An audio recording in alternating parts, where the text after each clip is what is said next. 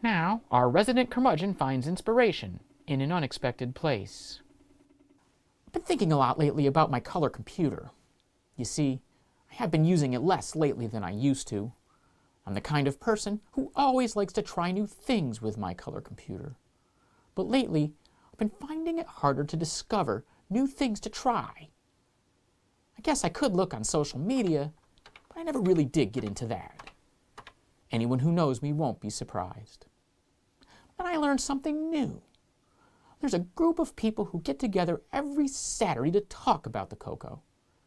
They call themselves the CoCoNation, and they say they're the world's leading live weekly talk show featuring the color computer. They talk about the Coco siblings and its cousins, too. They even talk about its red-headed stepchild. I've heard they've got some nitwit doing commercials for them. He pretends he's Sally Struthers. The CoCoNation live show has changed my relationship with my color computer. I find that I'm using it a lot more again. I really like the CoCoNation live show, and I think you will, too.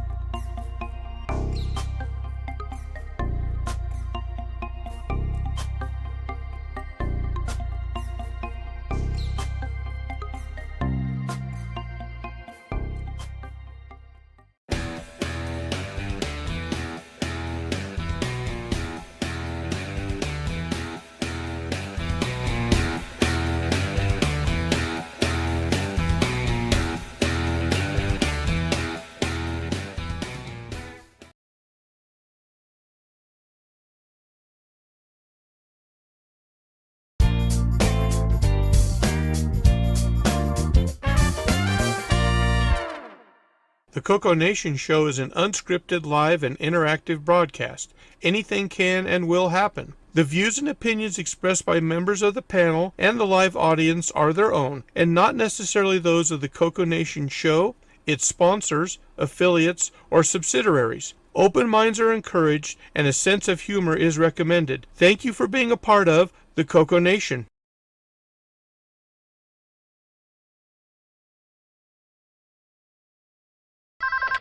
Radio Shack? Okay. What? The 80s called.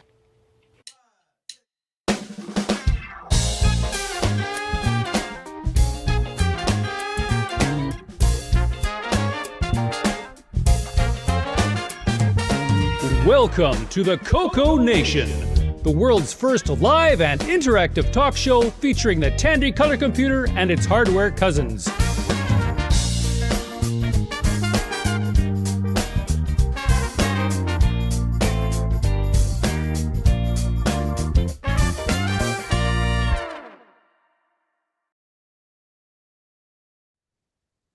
Hello, everybody. Welcome to the CoCoNation show, episode 478. Yay! Yep. Yep. Cut off here. Here we go. Oh, let's see. We got two Ron R's sideways. Ooh. Yeah, one's my computer and one's my mobile. I'm outside right at the moment. All Ah, right.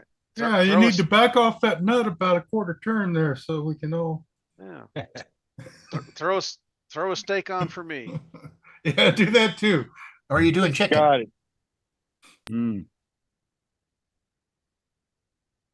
All right. Let's see. I don't know. Why am I all confused? Because Because it's Saturday. Because I forgot to do a couple things first. I was gonna say because it's Thursday, but It's Yeah. because your brain's overheating. Yes, it's the hypothermia kicking in. You're about to. Yeah. It's the fifth day of Monday for me, so yeah. Yeah, that I have, and I've already placed a service call for the AC guy. So, and it's 103 Oh. outside, and this poor thing is going to do its heart out, Right. Well, trying you're to keep getting me going. you're getting a nice sheen on your face for the camera here. So Yeah, a little dark too. I guess I'm going to move the light over here. All Sounds right. like you should be calling the police to have the weather arrested for felony assault.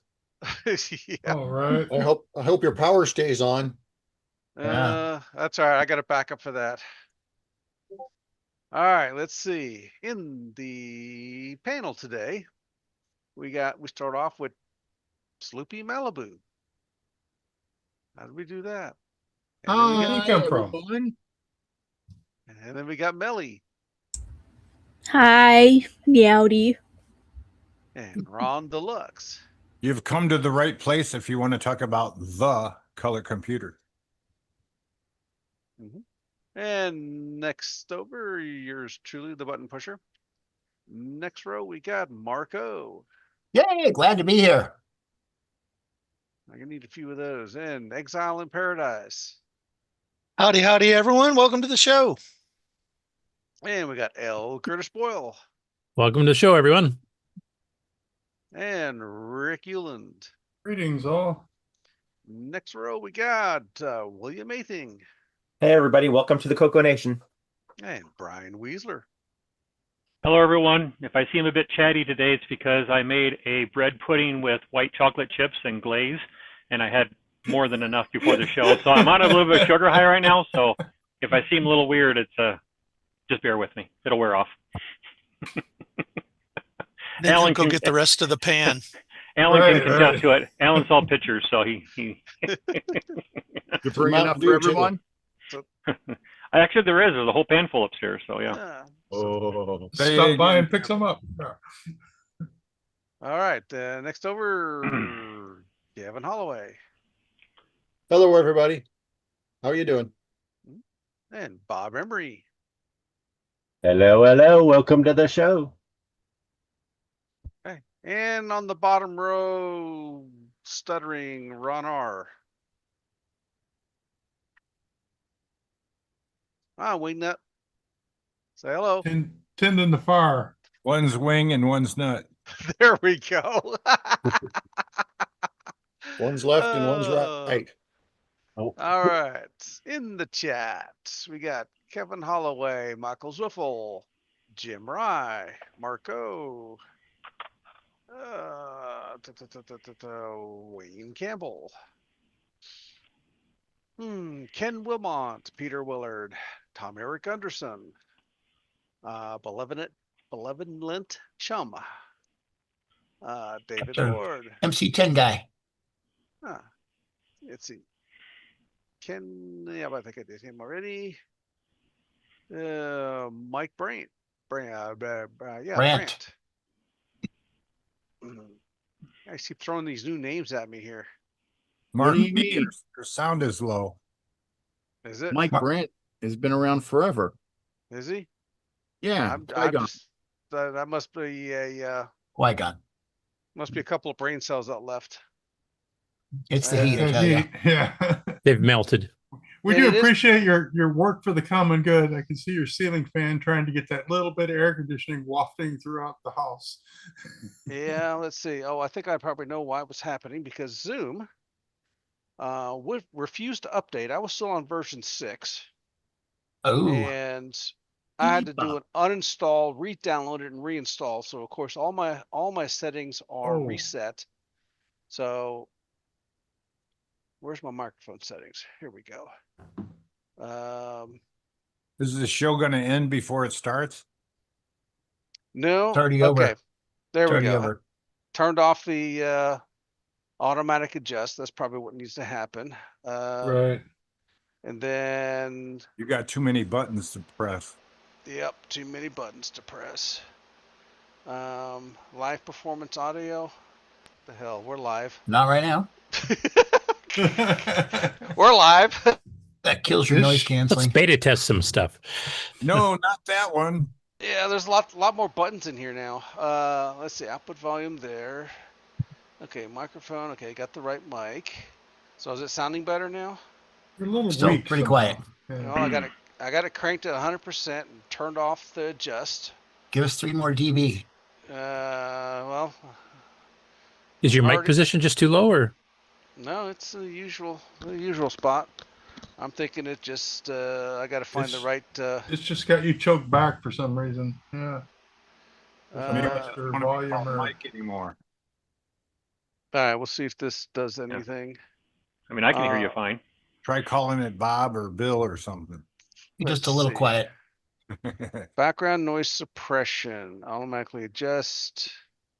Yeah, okay, we'll do medium. So, all right, we'll just have to go with that. I think unless I That's go a little into bit louder than advanced- you were at the beginning, so. Yeah, continue it. Okay, so I'll have to go with that. Well, lift your mic up to your mouth a little bit. Well, it is. Mm-hmm. Because Sounds pretty good. if you put it any higher, when you exhale through your nose, it makes noise. You get the breathing noise. Yeah. Yeah, Yes, e- e- that's even why though you I've keep it at even your though I chin. got a sock, yeah, even though I've got a sock on. Windsock. Yeah. Let's see if anyone else has shown up here. Coco Synthesis. Yes. And yep, I think Mikey. we're Oh, Mikey's Mikey. in. Mikey. Mikey. I hadn't seen him in a while. No. He was on last week, I think, on the chat. Okay. All right. Get this out of my way. Turn this off, this on. Come on, push. There we go. All right. Let's project updates. Let's go ahead and start with Bob. Okay, 1 second. Well, if you need a little more time, we can always go over to Melly. Yeah, let's do the Melly first. Okay. All right. Let me share my screen then.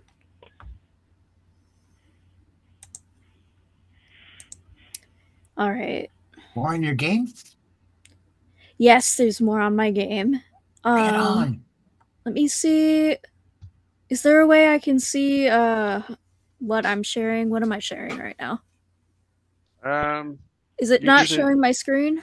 Yeah, but just it's sharing your Zoom screen, so it's you again. Okay, the whole. Okay, we're good. Yeah.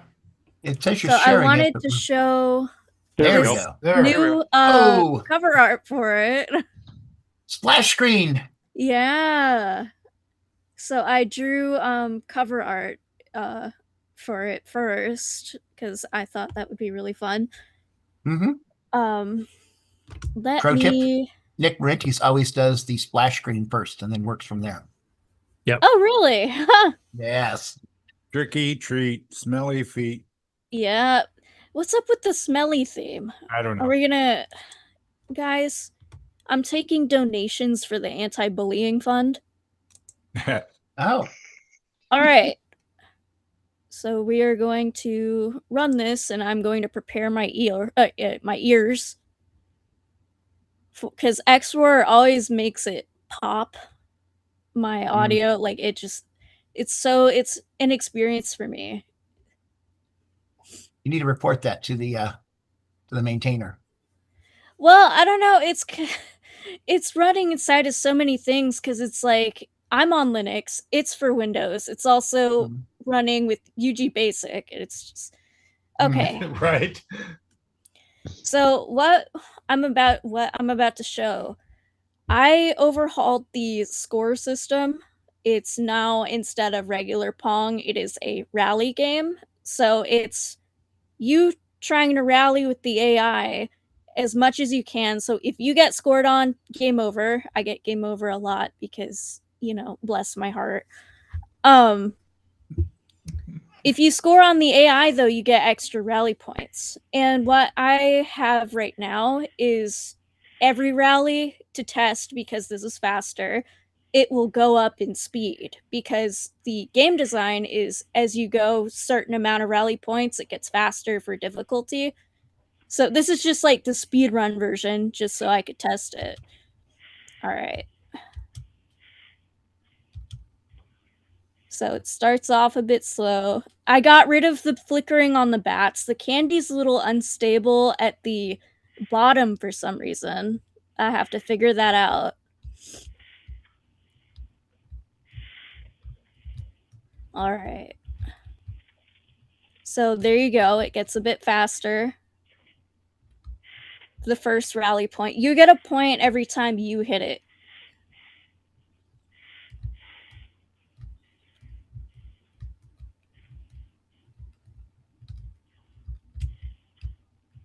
And there it goes. It gets faster again, because I'm trying to decide how fast I want to make it go, because I want to decide how ridiculous it gets.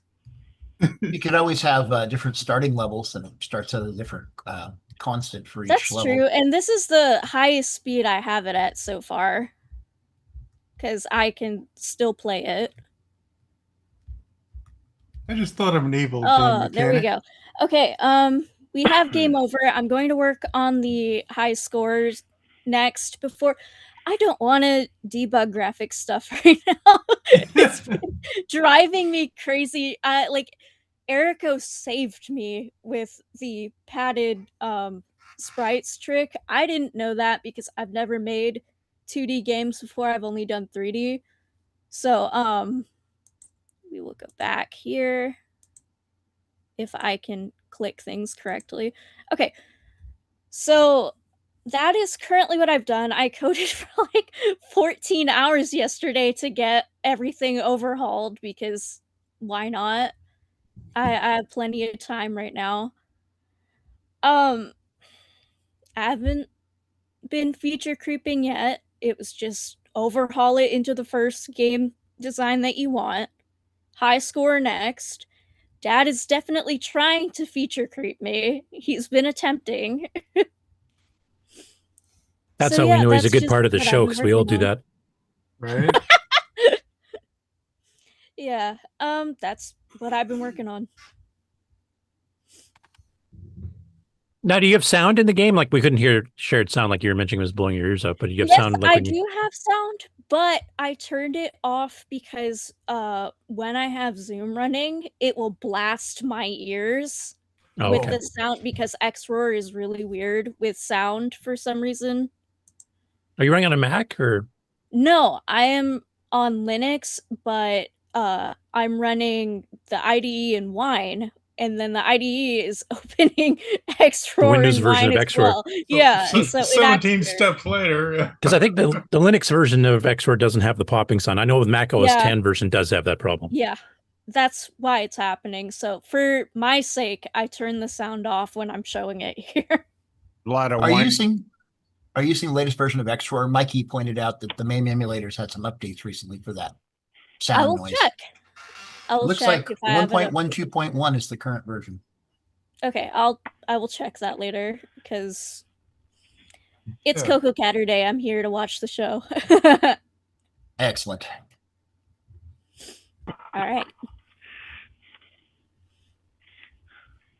No, looks good. Thank you. Should Are be you done having by fun? Halloween. Are you having fun? That's the main. Oh, I'm having so much fun. I Good. haven't had a real good addicting hobby in a while. I've always loved coding and game development. I went out of it for a while, and now I haven't been happier since I've gotten fully into the Coco stuff.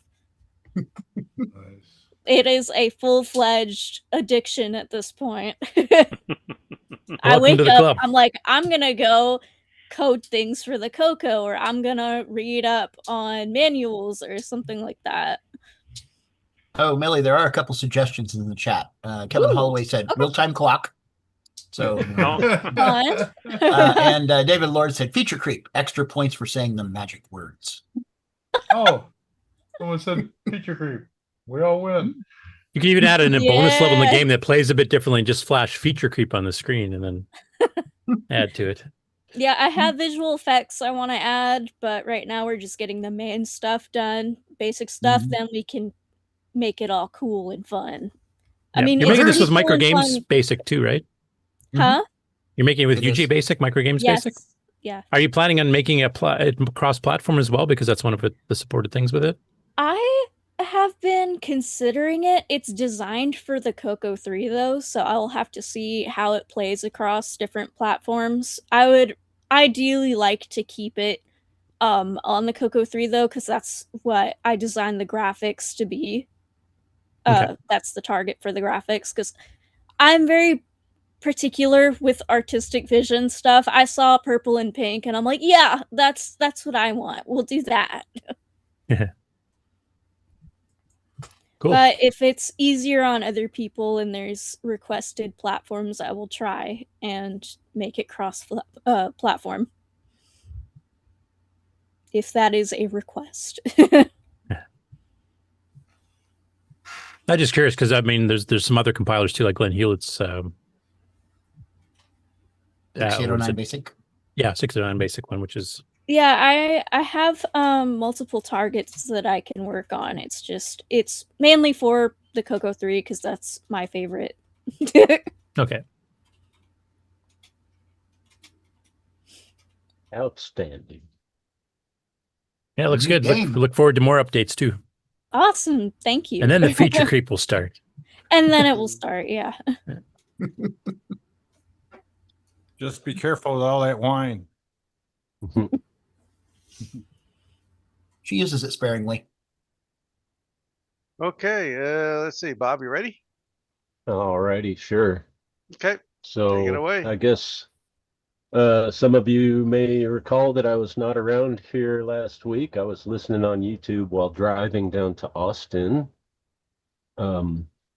So that involved a large pickup of color computer goods. So after my first thing, I'm going to go a little bit Brian Weasler on y'all. But first, I'm going to share my desktop here. All right. Can you see me now? Should see my we see KiCad. stuff. Yep. Yes, this is KiCad, and this is what I've been working on the past few days, trying to finish this up. Looks and like I'll artwork. hit Alt-3 here. Looks like heavy traces. Oh, yeah, it's artwork for sure. Okay, so this is basically, you may recognize the shape here with the heavy ground lugs and the like an vague RF outline. modulator can. That exactly fits under the Looks like Coco a 3's HDMI. RF modulator. Oh, that's a suspicious looking And connector. that is an Yep. HDMI mini, which is about the same width as the Coco USB. 3's RF output. Nice. So this will align with the existing cutout. So if you put this on your Coco 3 motherboard, if you have a GIME Z, Allen's cable plugs right into the same socket there. Oh, that's awesome. Nice. This solders on the bottom just to the ground lugs, the 3 grounding lugs. That's how you mount the thing to the board. Oh, and this is optional, do not populate stuff, but there is the You got your little button, so Alan's push button can plug right in.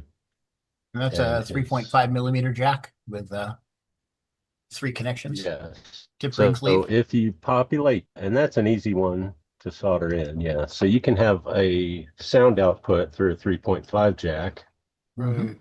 or a little internal amplifier. Take that in the HDMI So licensing people. Yeah, exactly. So that's the same little like We're 10 onto your for evil ways. $2 amp that I got off of AliExpress. But that it's just optional. You don't need that to use the board. Yeah, and that'll, like I say, this basically replaces Alan's button board for the GIME Z. Nice. So you don't have the hardware and you're not tethered to the top half of the lid. I've been to check Alan's website lately. Has he got GIME Z's back in stock again? Because I know he was selling out pretty well as soon as he ever brought out a batch. Well, yeah, they're pretty much made to order, which is as fast as he can build them. Right. You want the feature creep idea, Bob? Sure. So Hit him with it. over on Retro Hack Shack, he sells a little board that you put in your RGB to HDMI. It fits right inside the case. Just got a couple of pins on it, and it injects the audio straight into the HDMI signal. Maybe you could put a footprint for one of those on there. Ooh. Yeah, I don't know how well it would inject into the signal. They're injecting it because they're actually controlling the entire creation of this signal. I think that would have to be done somewhere on Alan's board. Okay. But yeah, you can buy an audio injector for HDMI and it's like $200. This board that they sell over on the Retro Hack Shack channel website is like 20. Yeah, and I actually sent him I sent him some money to pay for a coupon code, CoCo, which if you already own one of his RGB to HDMI boards and you just want to buy the audio board, I think you get free shipping with it or something to that effect. Yeah. Or you get it for the cost of shipping. Oh, question from Kevin Holloway in the chat here. He's asking, is it digital audio? If it's in HDMI, it is. But your board, like your little thing there, that's analog, I presume? Yeah, my board, it's simply, you would tie it into the CoCo's audio. So you could pull you would need if you're going to plug in the amplifier here, there's a 5-volt line and a sound input that comes right from the modulator. Well, the 5-volt would have to come from somewhere nearby, but anyway, I'm gonna switch my view now. Show and tell time. Transition. Now, if you can make Brian Weasler jealous because you got something really rare, that'd be awesome. Right. I don't know if I have anything he doesn't have, but I did get some cool stuff. So first of all, we'll start with the software. All of these binders, see, I got the Computer Learning Lab. Can you? Yeah, that was for teaching BASIC back in the day. Right. And all the cassettes are in there. That's awesome. Okay.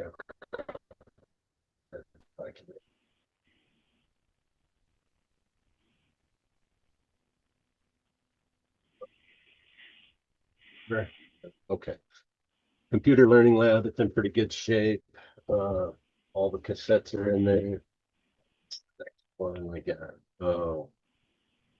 Personal Personifile.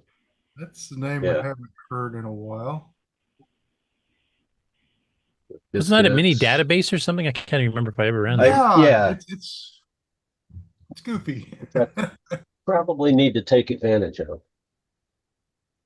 In fact, that may not be on anywhere because it's so weird. Oh, video text.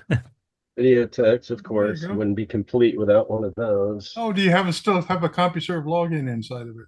And then here's one of with the Dow Jones user guide, and video text, and we got the CompuServe. There you go. CompuServe login. And CompuServe will give you that Clearance vid failed. text just to confuse you. Little disk-based terminal program. So, yeah. Oops. One more.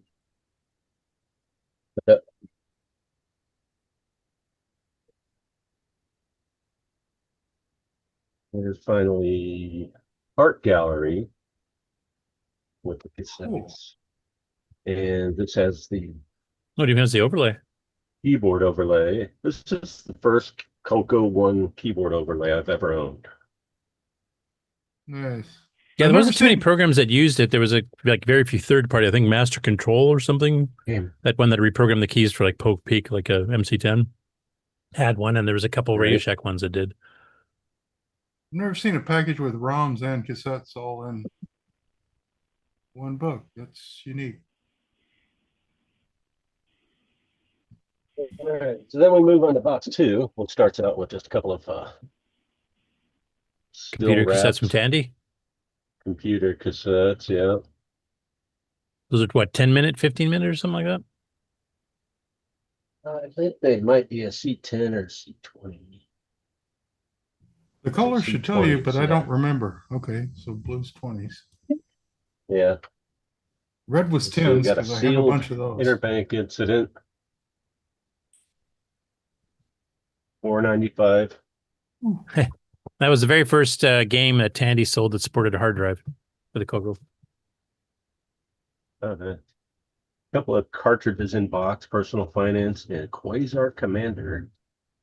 I don't remember if I've ever played Quasar Commander, actually. I think Brian has the source code for it if you want to take a look at it. Got a couple of these learning educational game, Flipside and Growbot. But all of these, I think I got the whole set here. Big Bird, Ernie's Magic Work, Shapes, Cookie Monsters, Letter Crunch, Color Math. Do you have a working tape Trap. player? I do. No. Are those the interactive ones What's that it? play the tape for audio as well as the program?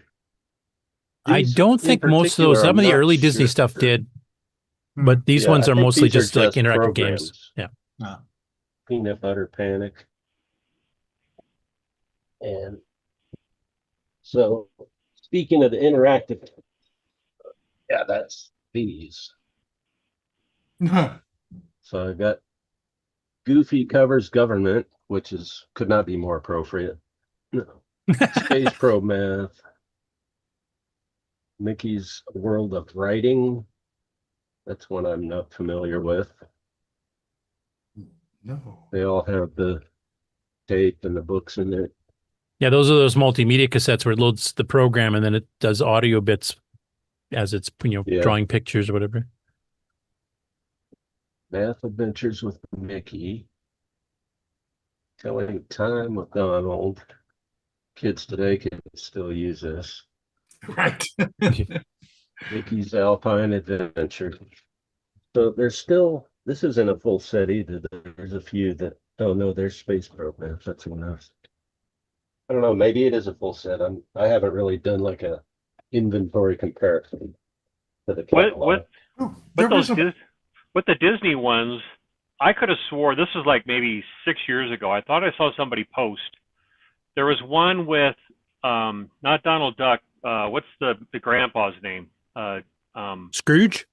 Scrooge. Or something like that. But anyway, I thought I saw a Scrooge one time that somebody posted. I don't remember what it was. I haven't been able to find anything in a catalog, and that one's eluded me. But I've seen all the ones that you have there, but I didn't know if anybody, that sounds familiar to anybody. At one time, someone had put a spreadsheet online of every Radio Shack catalog number. Does that still exist? Or? Yeah, it's not in there. I know which spreadsheet you're talking about. Yeah, and there's a guy on YouTube, I can't remember who it was, but he's been doing videos of actually playing these all through with the full multimedia and everything else, so you can actually see it. Look at that's white.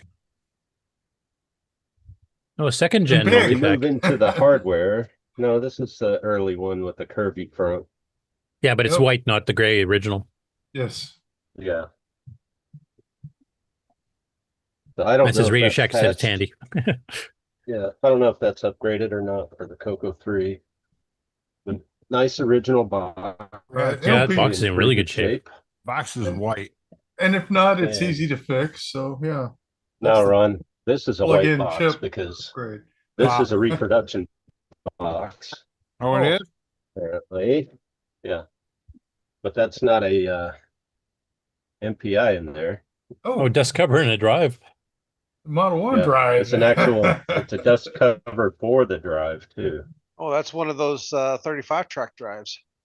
Yeah, Yeah, the push oldies. button. Yeah. Disc The cruncher, original yes. 35 track. Yeah.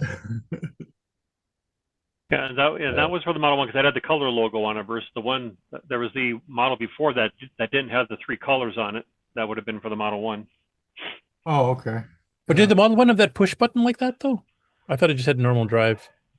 Yeah, I can't remember that. I just know that there's one that just says TRS-80 and it's just a silver black logo versus the 3 color logo. That's probably a 20. What is it? What's the number? 29. What's 20, Same, 22?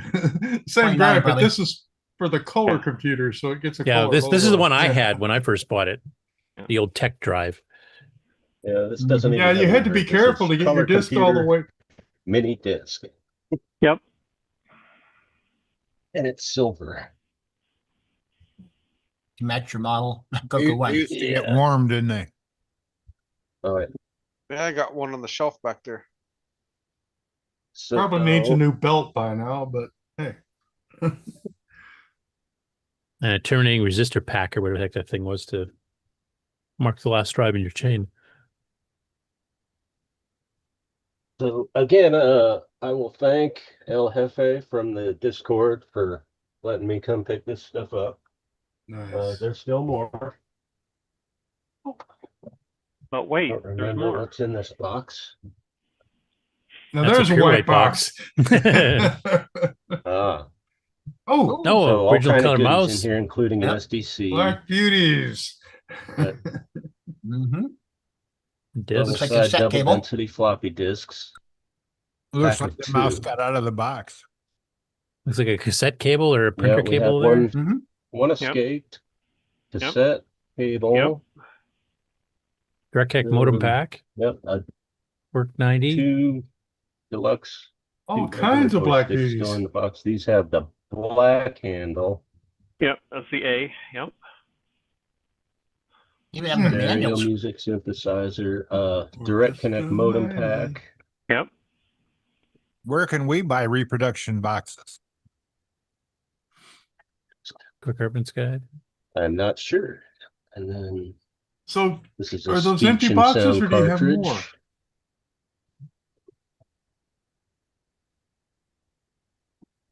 It was in there. It's like There you go. There's Ooh, No. brand new That's- one. Yeah, that has a gel pack in it. So yeah. Mhm. it's Christmas in August. Right. this is And another in there, modem too. pack. That's still a modem pack and hasn't been Yep. converted into a serial port. It's like new in box also. Yeah, also new in box. Yes. Score. Yep. For collectors, this is a collectible thing. It has There you never go. been Yeah, these are out in of good its. shape.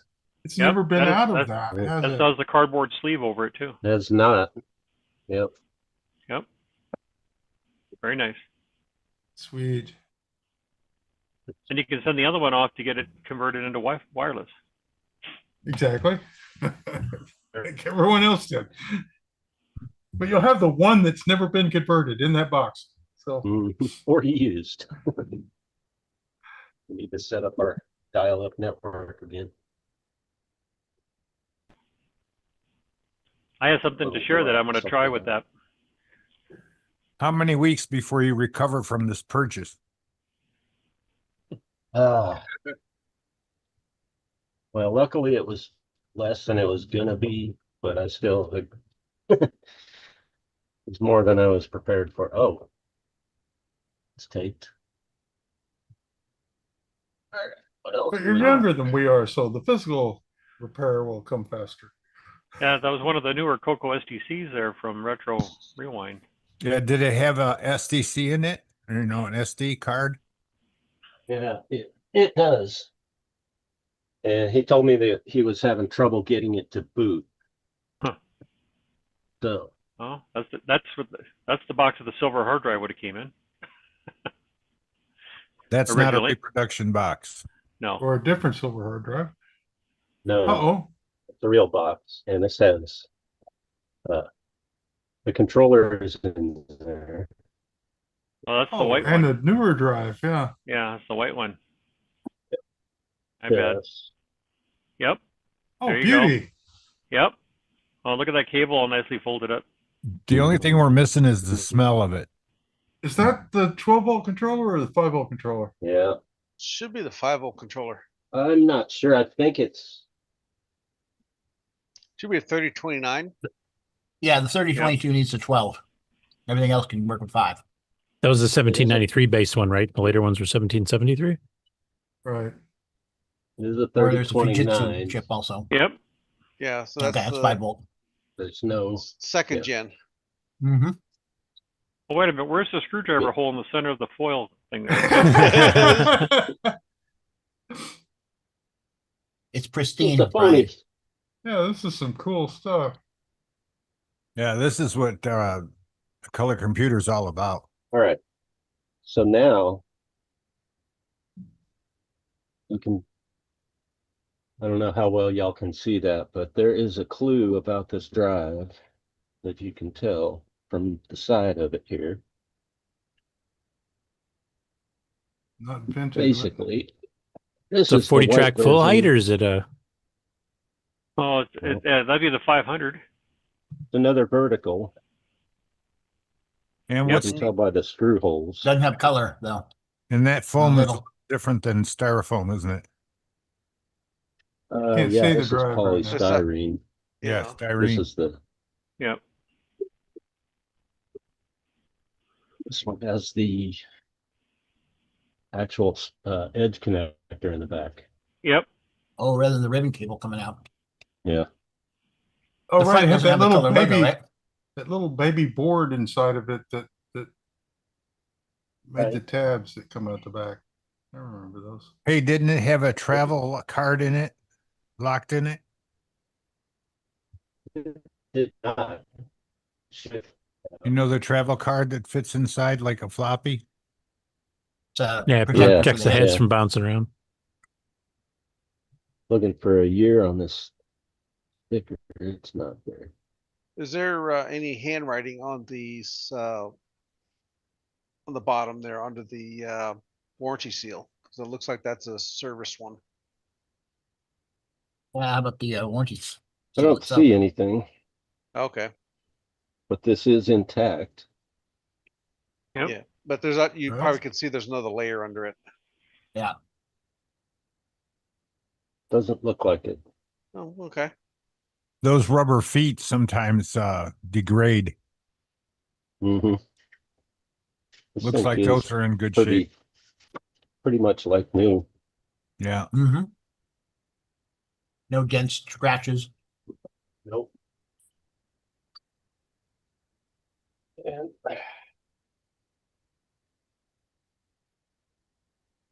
David Lord says too much acquisition to hide from the missus.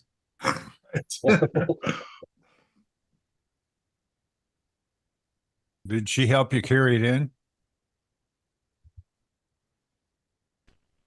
no. Yeah. Carry what in? Carry what in? Yeah. Hey, do nothing. Perfect. Right.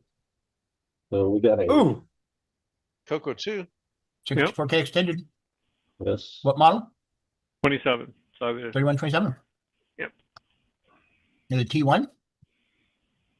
The No, T1 would be the B. I don't think so. Right. Yeah, that'd be an original, I think.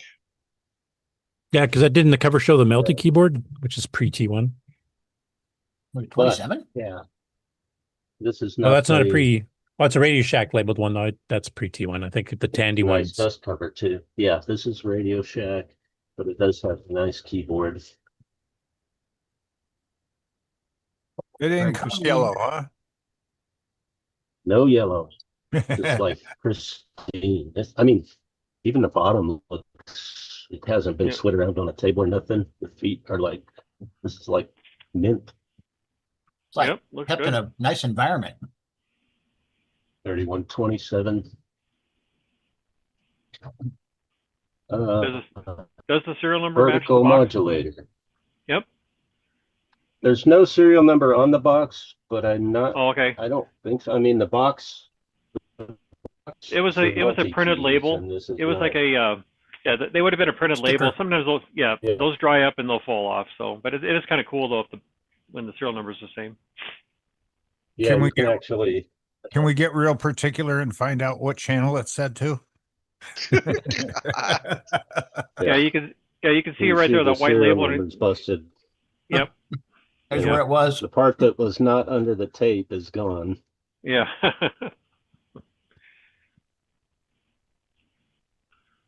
That's where I get a little geeky sometimes with the serial numbers. It's always kind of fun. Yeah. So. It's on channel 3, Ron. Okay. Good to know. Yeah. No, the stuff must have been stored very nicely. Mm-hmm. Yeah. Definitely out of the sun. One more box here. Probably also not any extremes in temperature. Right. David Lord in the chat saying no yellowing, fake, fake, fake. Oh, hey, cassette recorder. There you go. That's a CTR or you do have a working 71? one. CTR 51 or something? I'm not sure. XPad. Ooh. Just think it's got DCR 81. 81, yeah. DCR 81, okay. Yeah, that's a nice one. I think that's the cream colored one, isn't it? I think so. Is that an XPad in there? Yeah. Yes. Book. Oh, it is. The whole thing? Yep, there you go. That's the cream colored one. Condition. Yep, that's my favorite one. Virtually unused. Looks like new. It does. It's a 40-year-old time capsule. I like the that also has that startup guide that's on top there. It's the purple one. I like that one. Mm-hmm. With that. Oh yeah. Yeah. Stuff is great. They never go in the box the same way after you take them out. Right. They were packed by experts. You aren't. Box. Coco 2 bugs. Yep, I like that purple one. Oh, started. Oh, the full getting started with color 10. basic. That's the best manual ever. Yep. I was gonna say that's the bigger one. That's the one that's sideways. Yeah. Yeah. It's more of it's portrait. I mean landscape. I'm sorry. Portrait. Yeah. That's the best manual. They Yep. didn't have the tail end of it finished yet, so it there was a shrunken version missing the last few chapters. Yeah.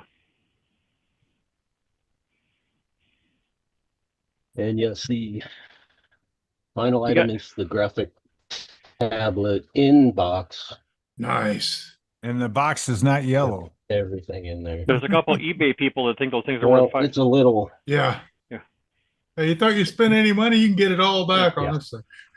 Yeah. There's a couple eBay people out there that think those things are worth $500. Yeah. I've tried to correct them, and they're like, nope. So they've been sitting out there for one of them's been sitting there for a year. Right. Right. But Yeah, pretty rare because that's also one of the tablet is one of the ones that requires the 12 volts on the Coco one, doesn't it?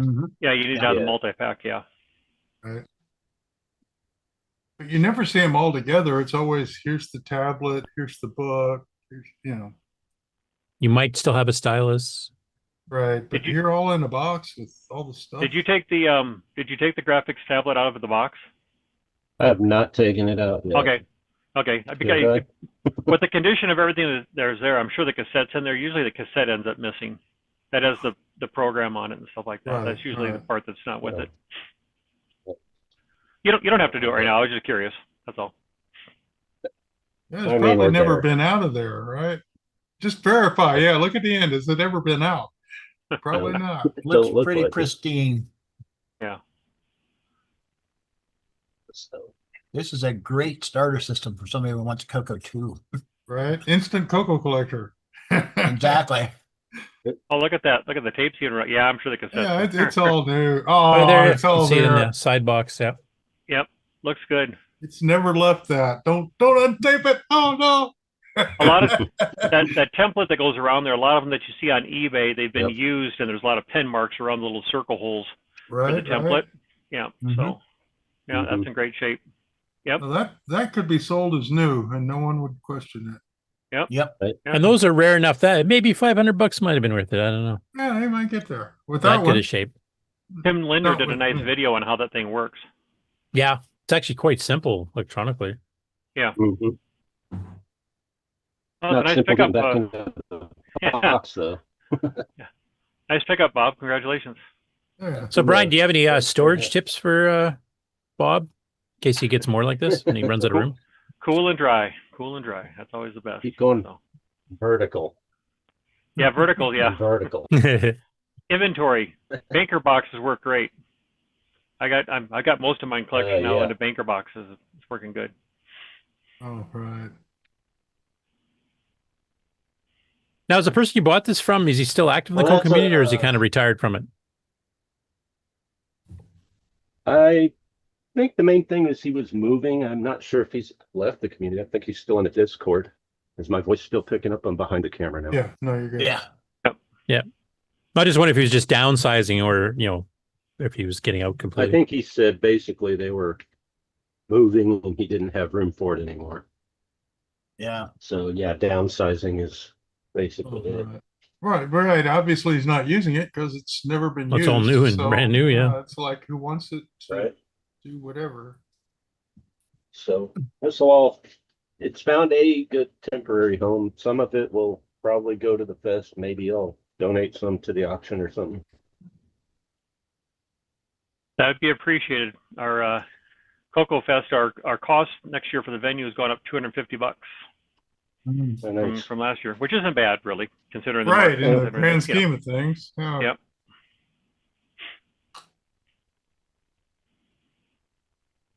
David Cool. Lord said, "Cool and dry. Must not be stored in Texas." Right. It'll be dry. Yeah. Yeah. Let me guess, David Ladd, maybe around the Midwest area, like the Omaha region. Is that maybe or something like that? All right, let's see. I got Rick next on my list. Okay, I don't really have a heck of a lot. I just I'm kind of in the middle of downsizing myself. So I was digging through the attic and I found my 3 stages of oscilloscope. Ooh. I thought I'd bring them up. So here's the 2 megahertz ICO that original Connect used back in the 80s. Single trace, nice bulb unit. Yeah. And then CRT, round.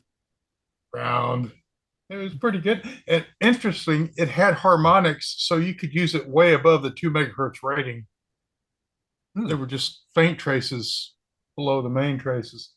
And then, of course, we have the tech copy that LG made. This looks exactly, you could probably even change the handle from the tech scope onto this scope. I don't remember the number off the top of my head because I'm old. But they copied. And then we have, of course, the gormless, soulless Linux box pretending to be an oscilloscope. It's hardware limited to 100 megahertz. And, of course, has no. Anyway, that was just a thing that I'm saying goodbye to it. So while I have all 3 of them here, I thought I would show them to everyone. Your family portrait. Exactly. And that's 50, 60, 50 years anyway of electronics there.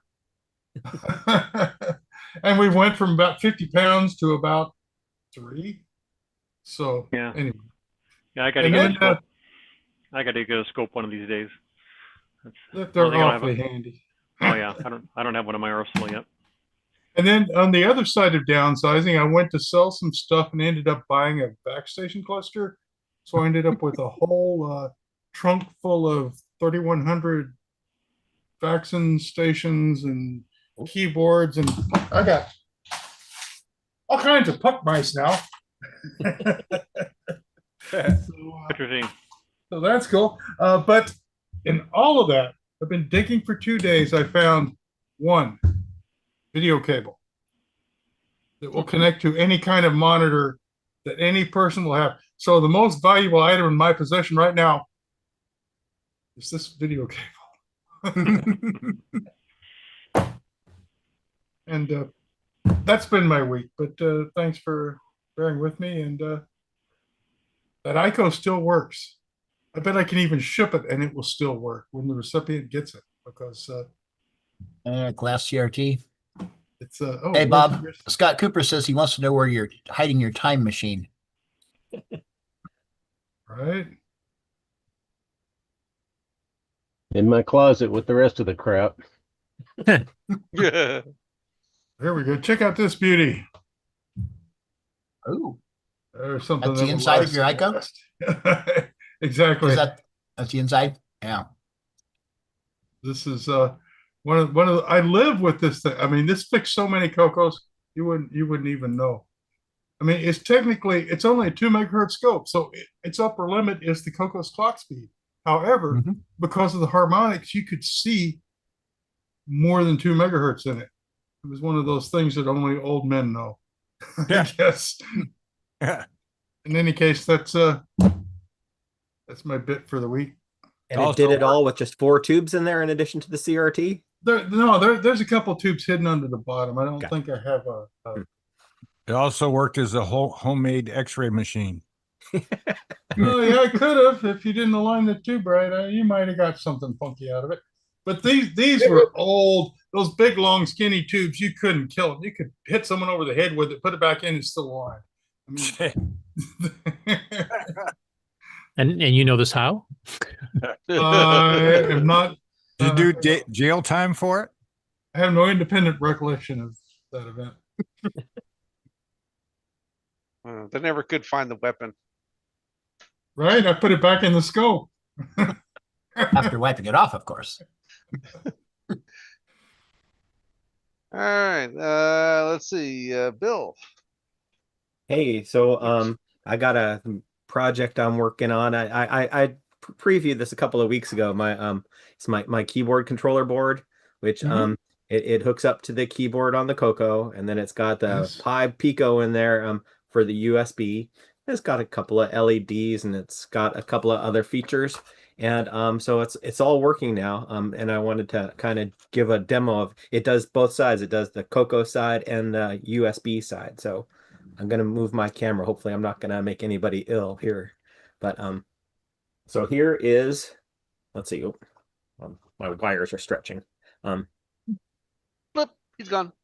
Here is one of Coconut Bob's Artemis keyboards, and I have it plugged into my little board here. And then over on my CoCo, let me switch my camera view or OBS so that I can share my screen here. There we go. So I can nice. So typing on the Artemis keyboard, USB over to the CoCo, and the CoCo has another one of these. And then this one here has got it's a little bit modified. I'm gonna have to respin the board because of a couple of things, but so it's got the USB cable comes over, plugs into the CoCo motherboard. I added on here a button that's the primary reason for the respin, and the purpose of that is to communicate to. This is a Bluetooth keyboard, and if I press a couple of buttons on here, it takes a while for the keyboard to wake back up, but eventually it will. Power saving feature.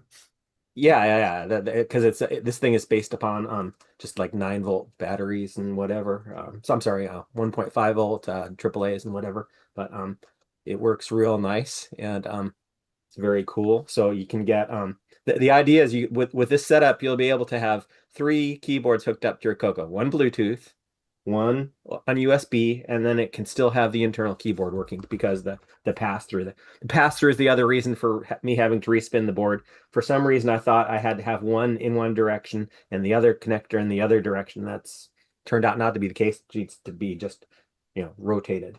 CoCo Living asks about key lag. Well, it shouldn't be any worse than any other platforms. And because I mean, USB works real great on a PC host. One of the use cases for this turns out it's not going to work out. One of the things that kind of lit a fire under my butt about getting this done was folks that were doing the ESP32s were complaining about keyboard availability, and I thought, hey, they could use a Coco keyboard because this is great for emulators, having the USB keyboard controller. If you're using this on an emulator on your Windows computer or whatever, you can use it with a real Coco keyboard. And I thought, hey, maybe those people could use it. But because I'm using the USB that's built into the Raspberry Pi Pico, it's only high speed. It doesn't do the low speed that they're seeking. So I might be able to make that happen, but it's going to take a little bit more effort. One other thing that's pretty cool about this board here, and this, I kind of previewed this a couple of, more than a couple of episodes ago, because people were talking about plugging in an Atari joystick to their Coco. This is the one from Tech Dungeon, and I can plug it into the DE9, and it's not very configurable right now, but it works as fire as space, and then it works as the arrow keys when you operate the joystick. So that might be good for games. I probably have to make that so that it's macro programmable. But I thought that was something that some people might be interested in.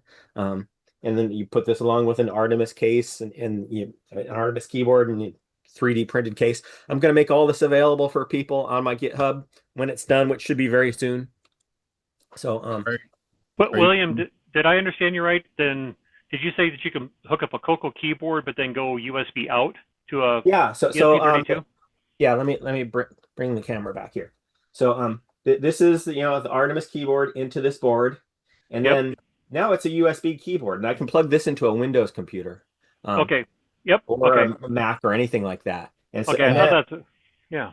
It's the same board, but over on the Coco side, it takes USB keyboard in, so I can use that with any random. Oh, okay, USB I follow you now. Okay. Yeah. So okay. The wire is USB that connects them, So and then so lots of flexibility.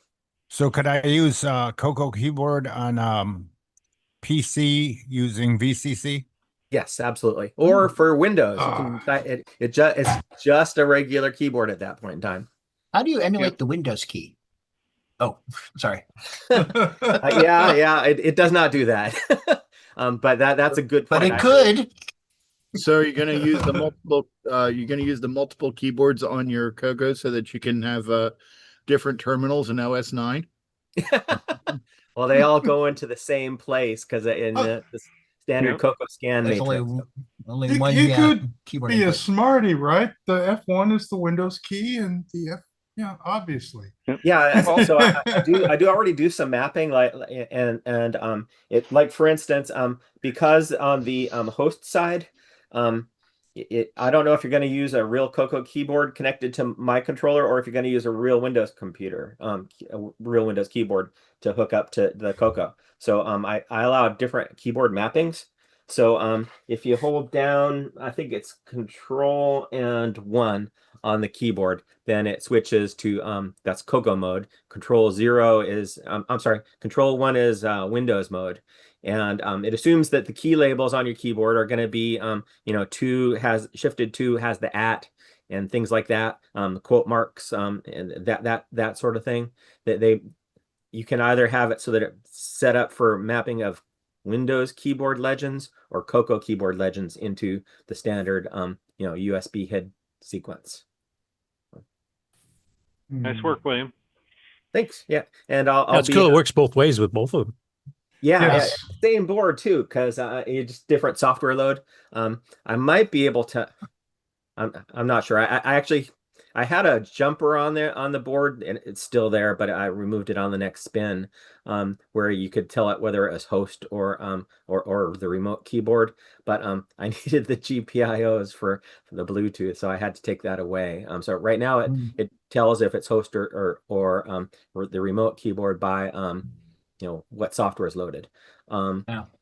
but I might be able to get some of those GPIOs back. So when I was doing the Bluetooth work, I thought I might need a screen for showing the pairing instructions and whatnot, but it turns out I didn't need that. I just needed one button, so I can get a couple of those back, and maybe I'll be able to make it a unified software load.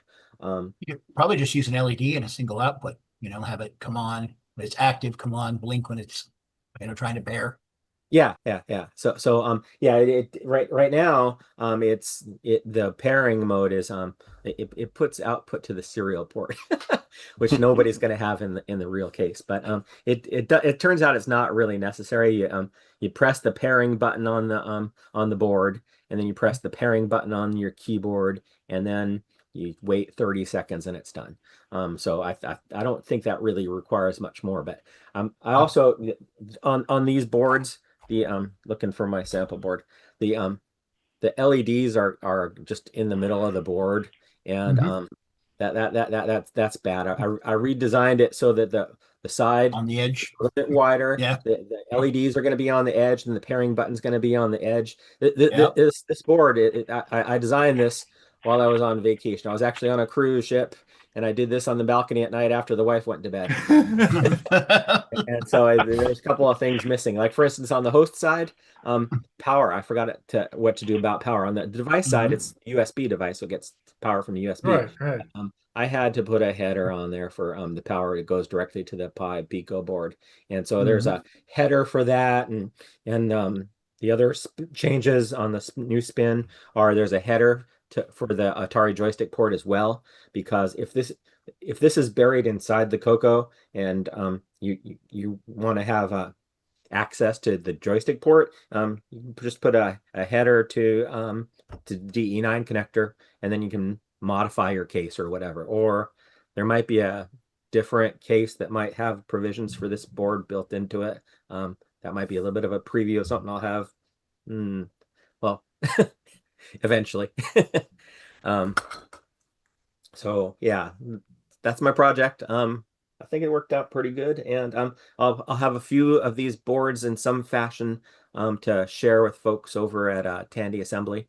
But it's going to be a free design, so anybody can download it from my GitHub, and just ask me for the GitHub I mean, I can share it right now if you ask me on Discord. If eventually when it's done, which should be just a couple of weeks, then I'll publish something, make it more widely shared up on the Discord. I'll just post a notice in the hardware section or something. Thanks, you done good. Cool, thanks. Okay. And last but not least, Brian. Okay. I'll try to go quickly here.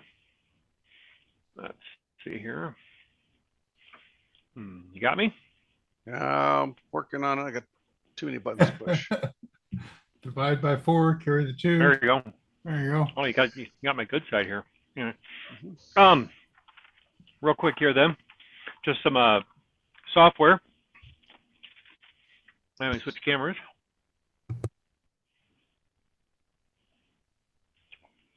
There you go. Oh, word processor. Yep, simply better. Now, I had this manual, and I had the disc, but what I liked about this one is it had all the insert stuff. So that was kind of, which I didn't have. Nice. So that's why I kind of picked this one up here. Had a little postcard here you could send in, probably for a warranty sticker. Right. I'm really zoom in a little bit here. Second. The ephemera, as they say in the trade. There we go. So Crap a no one little keeps. registration card. Here's a discount coupon there. Receive $10 off on your next order there with any distro product. Ooh, send it in. Little rainbow here, and it came with this little ruler, 8.5 inch wide, little flexible laminated paper ruler. Oh, it's points for the printer, isn't it? Right. Yeah, the only thing is that I'm a little grossed out because someone's hair got laminated into the inside it. So I got, one of the you can get the DNA of one of the original workers. Right. So anyway, but yeah, so I just that, Maybe and then clone them and find out who it was. Was there? So, well, there was this Simply Better Software, Dale Rickert, Rickert, president. So, yeah. I'm trying to remember. Simply Better, was that one of the most driven Coco 1 and 2 ones, or was that a Coco 3 word processor? I can't remember. Pull out the rainbow ad there. You got it. You just put it in the. Did the rainbow ad have it in there? It should say what it is. The biggest simple independence rainbow. Oh, this is just for rainbow. Oh, it's just never mind. Yep. I remember Simply Better, but I don't remember exactly when. It was right there in the middle. So. It was mid to late 80s, but I can't remember if this was a Coco 3 one or if this was a really, really good Coco 1 and 2 one. Parallel output for your parallel modification, December 84, issue of Rainbow Magazine, and further modification by us for the Color Computer 3. Oh, so it did mention the Coco 3. It ran on the 3, but did it require the 3? Nothing's jumping out at me real quick as I just kind of quickly skim. Because its output was its strong point. I don't remember much about the screen display, but it could print any dang thing on any dang printer, which. So, yep. Not for certain here. So yeah, I had that there. Nice. Also, this was from a hard drive specialist here. It was just a copy of ADOS. That's the original Coco 1 and 2 ADOS by the recently late Art Flexer. Okay. And then the Coco XP hard drive or hard disk controller. Brick. Yeah, this would have been the software that would have paired up with it there. And then there's this one here. And this one here, I thought, Curtis, you might be interested in here. Copy of Tasman. That was a Coco 3 game by Eversoft, yeah. Yeah. So it is up on the archive, but I don't think I have an original copy of this one. So it was no manual, just the disc then, or? Yep, that's just the disc, unfortunately, with this one. So yeah. So yeah, I'd love to get the manual for it, but this was these kind of came as a little bundle together. So what are the prices on the dots? Those are just inventory numbers by the stock seller. Number, yeah. Yep. This particular seller loves putting these little stickers on every darn thing, and I have to peel them off. I've asked him not to do it, but he do. They doesn't. Peel off? At least they aren't like the Goodwill high security price stickers that they. Yeah, this isn't too bad. Sometimes on some of the stuff I've bought from them, it's like newsprint, and those you rip it apart. Yeah, they don't come off. I have to usually just get a little razor blade, and these come off pretty cleanly. You have to get yourself a Scotty peeler. It's the good difference between a razor blade and a. Would a hair dryer work to loosen up the glue? Maybe you could. Yeah. IPA and the Scotty peeler. Dip your Scotty peeler in IPA. Slide it under the sticker. It'll come right off. This isn't exactly Coco. This would probably been after the Coco. I'm going to guess here. But just by the model side, because during the Coco these were available, but they were more metal and they were bigger. This was a little more compact, a little sleeker though. But I still love these things. I don't know why. I just love them where you can plug in the power and then you can have your monitor. You've got everything has its own power supply. This lets you kind of control it all, and you know what you've turned on and what you haven't. I love these things. Oh yeah, I like it. So those buttons don't light up, do they? That I'm not sure about. There's a surge button here, but I'm not sure. I don't think there's any other LEDs that would indicate. Oh, it doesn't have the little neon lights on every switch. Yeah, I have some. Yeah, I just thought of something that you mentioned. Somebody mentioned the Scotty peeler to peel off the labels. That's kind of appropriate considering who the seller is. Yes. So, but so I picked up that was at a decent price. Let's see what else was I going to share. Before I do the next thing, though, here I was going to show this here. So, the rat. That's Dicom's graphics editor for the Coco 3.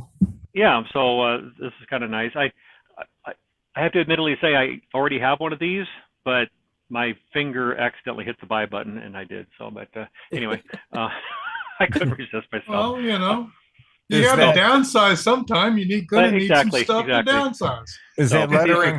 Is it lettering painted on, or is it a sticker? That's a sticker. Oh, good. I would remove That's that. better. Yeah. No, the stickers will stay. The paint wears off.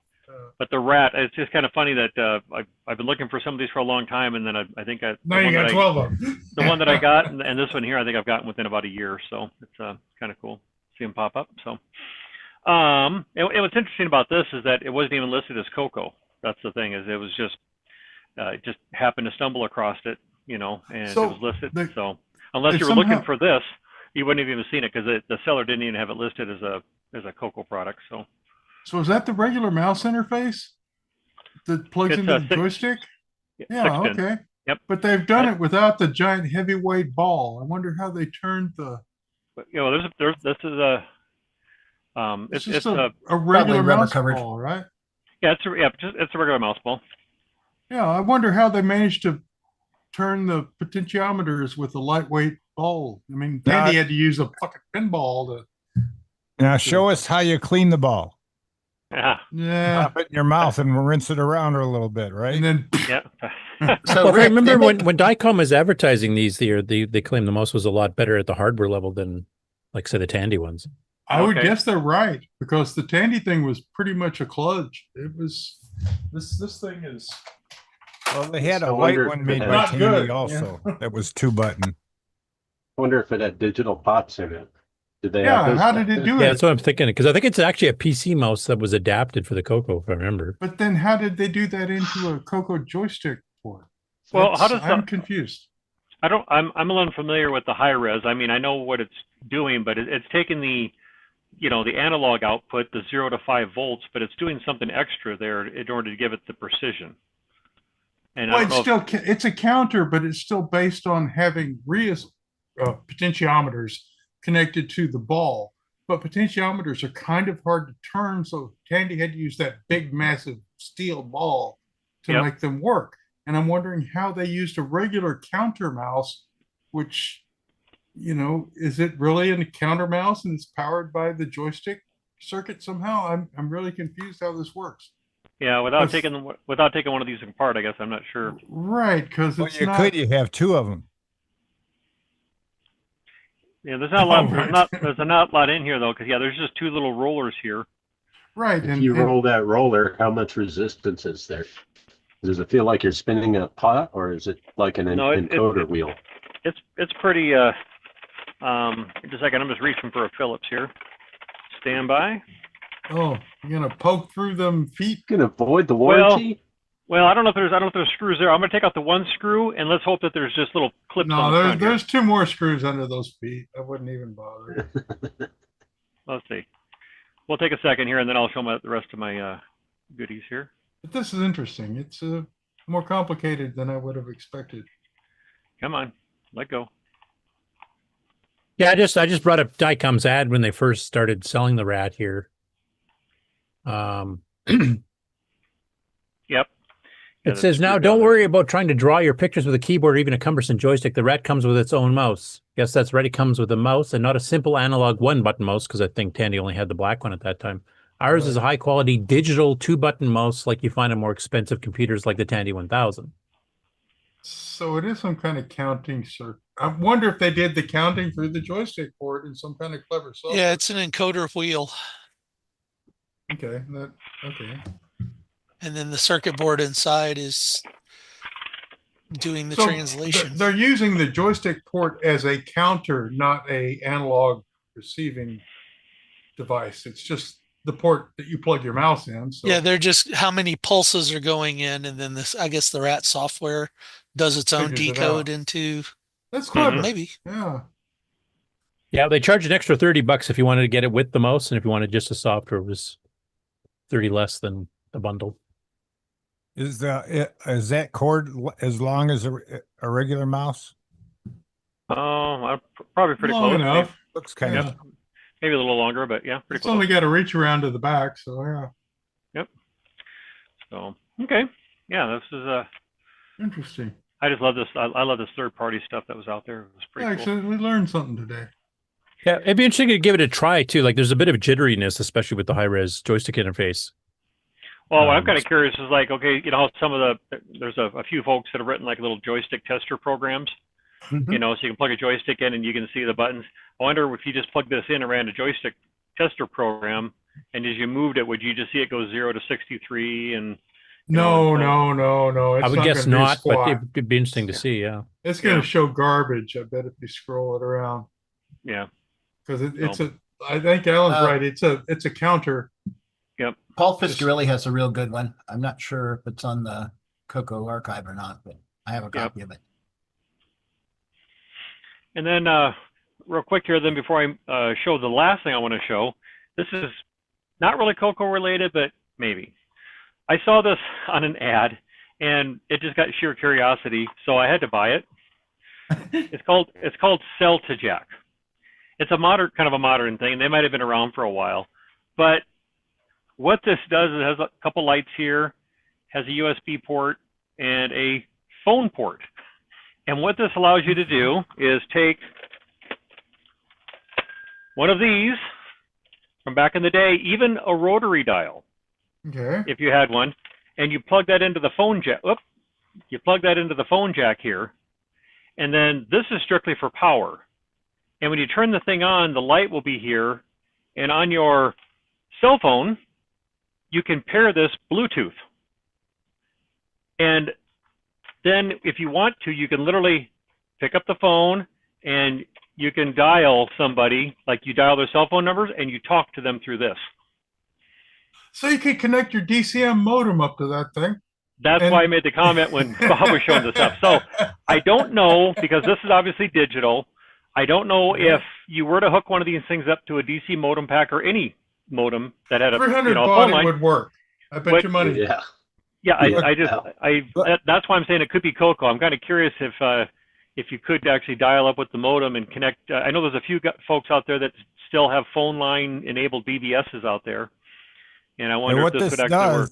What this does is give you the feeling of hanging up violently on somebody. Oh yeah, you could slam the phone down. Right. Yep. Not So, smash your Okay, screen. now I I'm need to sold. buy one. I'm sold. I need one.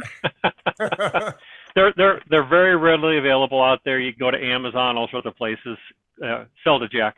And so basically what you're going to do is you're going to go from your modem, Bluetooth to your cell phone, and then out to the real world then. So, but yeah. So I thought I'd share that with in case anybody wants to play around with them. They're not terribly expensive. I can't remember if they were like 24 or 30 bucks or something, but anyway.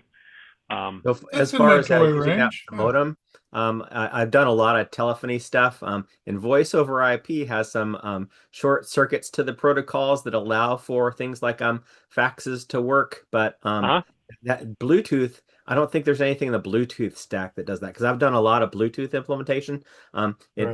It's probably going to decimate the signal in a way that won't work. But, That's why 300 baud will work, but when you start getting into the quadrature stuff, it falls apart. So 2400 probably won't. Just guessing, but 300 will work. It's just tones. Yeah. At that point, you're just baud. It's not BPS. No, I haven't tried it with a rotary yet. I just happen to have this sitting on my shelf. Well, no, a phone's a phone. It's just how do you dial? But it works though. I picked it up and I called my sister and I said, "How you doing?" Talking. I said, "How do I sound?" She goes, "Fine." Why? And so she didn't even know I was even talking on a phone receiver. So even if you want to do a bit of retro and just have this sitting on your desk with this right here, somebody calls you, you can pick them up right. So if anything, you have to take the handset off to lift the phone, and then you can make the dial. And then when you're done, you hang up the phone. And You should have told her. You should have told her it was the 80s calling. Exactly. Yeah, the 80s did call. Well, and it rings this phone. It rings it just like it would back in the back in the day. So I mean, if you want to go real retro, you can certainly. Well, yeah, because if you had a modem on it, when the phone rang, you would pick up the handset, set it on the desk, and turn your modem on to answer, and you go. Well, here's the last thing. I'm just going to cycle through these real quick, guys. This only takes just a few minutes. So when I was at CoCoFEST, I bought some of these from Tony Peraza, but then also another gentleman that had posted about this. His name was Tom, I think I'm pronouncing it right, Kowalski, Kowalski, Kowalski. He had some T-shirts, and Tony was also selling some T-shirts at the fest. And so I picked up a whole big pile of these. They're not in any particular order, but they do kind of go back in time here a little bit. So I'll just kind of share these real quick. Oh, here, let me back up the camera. I have that one. There we go. That must fit a toddler. Well, it's all full. I got them all kind of folded. It's a large. So anyway, this would be 95. So that's 1995. And there's going to be some duplicates here. Here's another one. This is from, this would be May of 2000. Right. That's the 9th annual. This is a duplicate of it. Whoop. Sliding off here. Hold on. Okay, then we got, this is going to be April of 96. That was the last one there, see? Yeah. Here's a duplicate of that one. Here's another one here. This would be May of 92. Oh, pile's getting a little high. Got that one, but mine's not quite that neat looking. Maybe if that's the one when Coco Pro took over Rainbow Fest, isn't it? Exactly. Yeah, that's like the first not CoCoFEST. Did yours Yeah, have not Rainbow Fest? Yeah. Yours got a mustard stain right here or something, maybe. Oh, okay. Well, it did go to the fest. Yeah, we all had a little. Let's see here. What do we got here? May of 94, Elgin, Illinois. Right. There you go. I don't remember that shirt. Yeah, I don't remember that one either. That's the last annual. What do we got I know here? I went to that show, but yeah. Here's April of 98.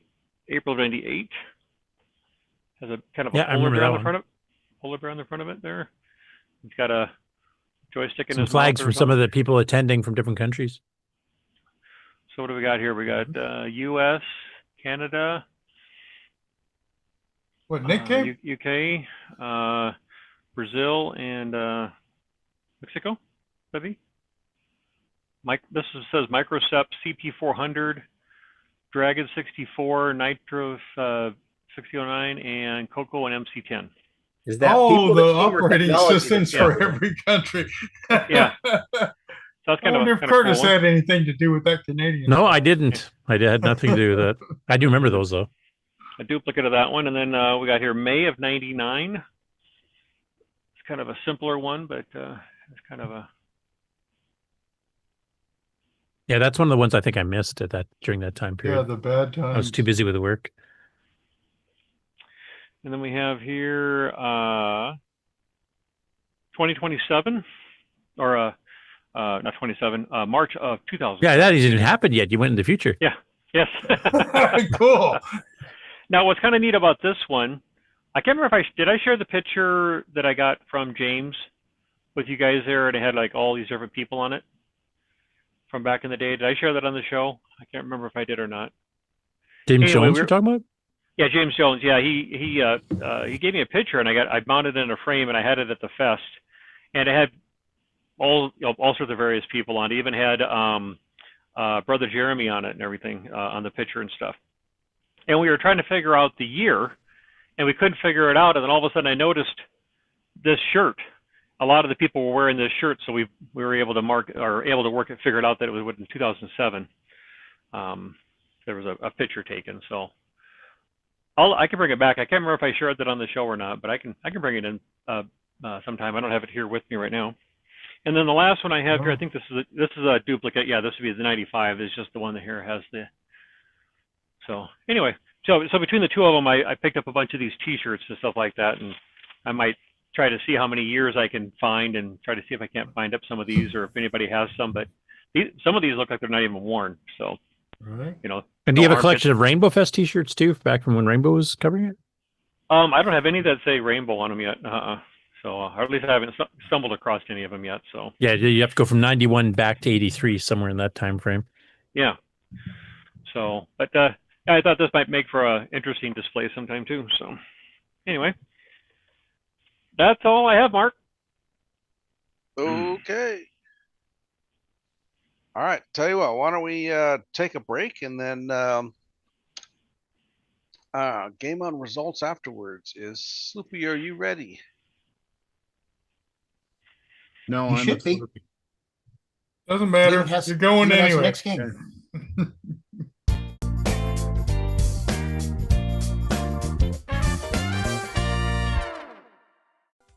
Hello, everyone. It's your good buddy, your good pal, Amigo, and joined by that dastardly The Brent from ARG Presents. You're watching CoCoNation. I feel like that should have been longer. The CoCoNation show would like to thank the following patrons: AC's 8-Bit Zone, Alex Gayer, Alan Huffman, Barry Tompkinson, Boysen Tech, Brendan Donaghy, Brian Blake, Brian Walsh, Brian Weasler, Kieran Anscombe, Coconut Bob, Daddy Burrito, David Ladd, Derek Smithson, Diego BF109, Don Barber, Eric Canales, Frederick Sagard, Glenn Hewlett, Graham Wabke, Grant Leedy, Henry Strickland, Jason Warrens, Jim Mullis, Justin Larson, Ken Reichard, Kevin Holloway, Mark Castellan, Patrick Euland, Paul Fiscarelli, R. Allen Murphy, Richard Gore, Richard Harding, Rob Inman, Rocky Hill, Steve Batson, Terry Trapp, The Break Key, TJB Chris, Tom C., Tom Gunderson, Tom S., and William Maything. Thank you so much, patrons. If you would like to support the CoCoNation show, sign up at the URL listed on the screen or in the show description. Hi, this is Mikey N6IL, and you're watching the CoCoNation, the nation's first live and interactive talk show featuring the handy color computer and its hardware cousins. Get ready for a new level of wizardly technology. Copico Centipede, coming soon to a theater near you.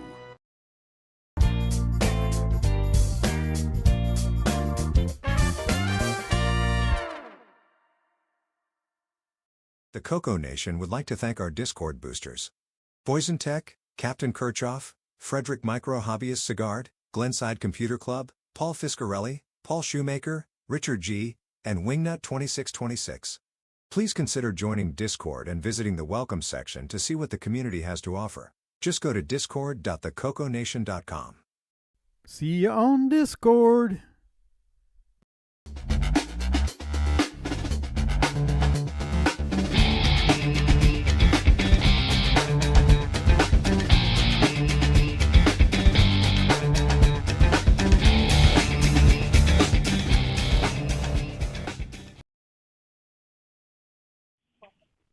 Okay, now I got to flip some buttons. The show disconnects. Oops. All right. Greetings and welcome to another great week of the CoCoNation Game On Challenge. And please type lettery thingies. Thank you. And we are on the Game On 327. Wow, we've been doing it that long? That's quite a bit. Fun never ends. So, for August 15th, 2026, the game was Nurble Force by David Crandall. And we had 11 Nurbles. I just guessed Nurbles because of Nurble Force, a fourth of Nurbles. Well, you get the idea. What's a Nurble? Not you, all of us that played. We've got a list of them here. Oh. In the 11th place, we have Melly with 4,600. There's a Nurble in the room with you. In 10th place, we have Mark B with 5,350. 9th place, Ed Rhodes with 6,400. 8th place, Jim Rye with 16,850. 7th place, 8 Bits in the Basement with 17,850. 6th place, Dr. Ted with 21,000. Oof, that's kind of low for Dr. Ted. Right. Fifth place, Mike Zwiefel with 24,350. Fourth place, Doug Venner with 25,300. Third place, Wingnut with 27,050. In the second place, Shenley with 83,200. That's quite a score disparity between second and third place. You think? Yeah, 2.5 times as much. Holy cow. So then the number one Nurble is, any guesses? Any guesses? Not by now. Tasman with 101,850. Gravy. Wow. Yeah. So I glad feel that I'm so good I got to be at the top. All right, well, spin it. the CoCoNation salutes Tasman. Job well done. Salute. Yeah, now I feel like a slacker. I mean, whew. So yes, we played Nurgle Force. If memory serves me, this is the second time playing it. That is correct. So it's a first, second. So if you want to learn about tips and tricks, go back to the original episode and watch it, and it'll give you all the good information. Of course, the question everyone's going to ask is, did you bring up the scores from the last time? Yeah, and how did they compare? Let's see here. Actually, no, I did not. But yeah, we told Tim to do it, but he didn't come.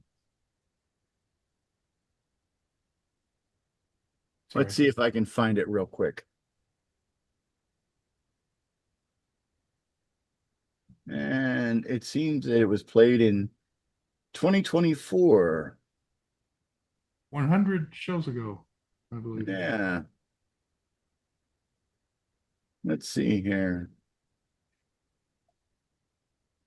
And let's jump to this.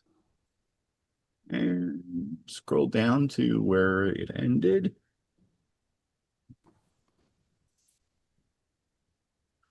And just keep scrolling, keep scrolling, keep scrolling. Scrolling, keep scrolling, keep scrolling. Yeah.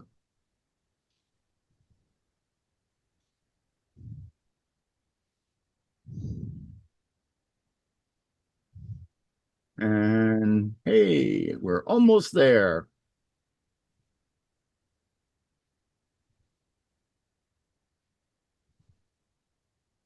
There we go. Nurgle Force.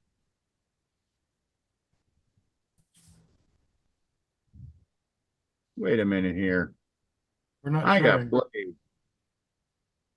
The last time we played this, I had to do the high score list, it seems. Cool. Let's have to do it next year this time. So Nurgle Force. Yeah, Tasman was first place last time, but it seems that Tasman was slacking also, because last time his high score was 180,500. And Dr. Ted was slacking too, because last time his high score was 98,200. So nobody's trying anymore. No, but maybe last time they didn't play with 11 Nurbles. Yeah. 1, 2, 3, 4, 5, 6, 7, 8, 9, 10, 11, 12, 13, 14. Yeah, there was 15 Nurbles. Yeah, one noticeably missing Nurble from this time that was there last time was this gentleman by the name of L. Curtis Boyle. Does anybody know where we can find him? No, he shows up here sometimes.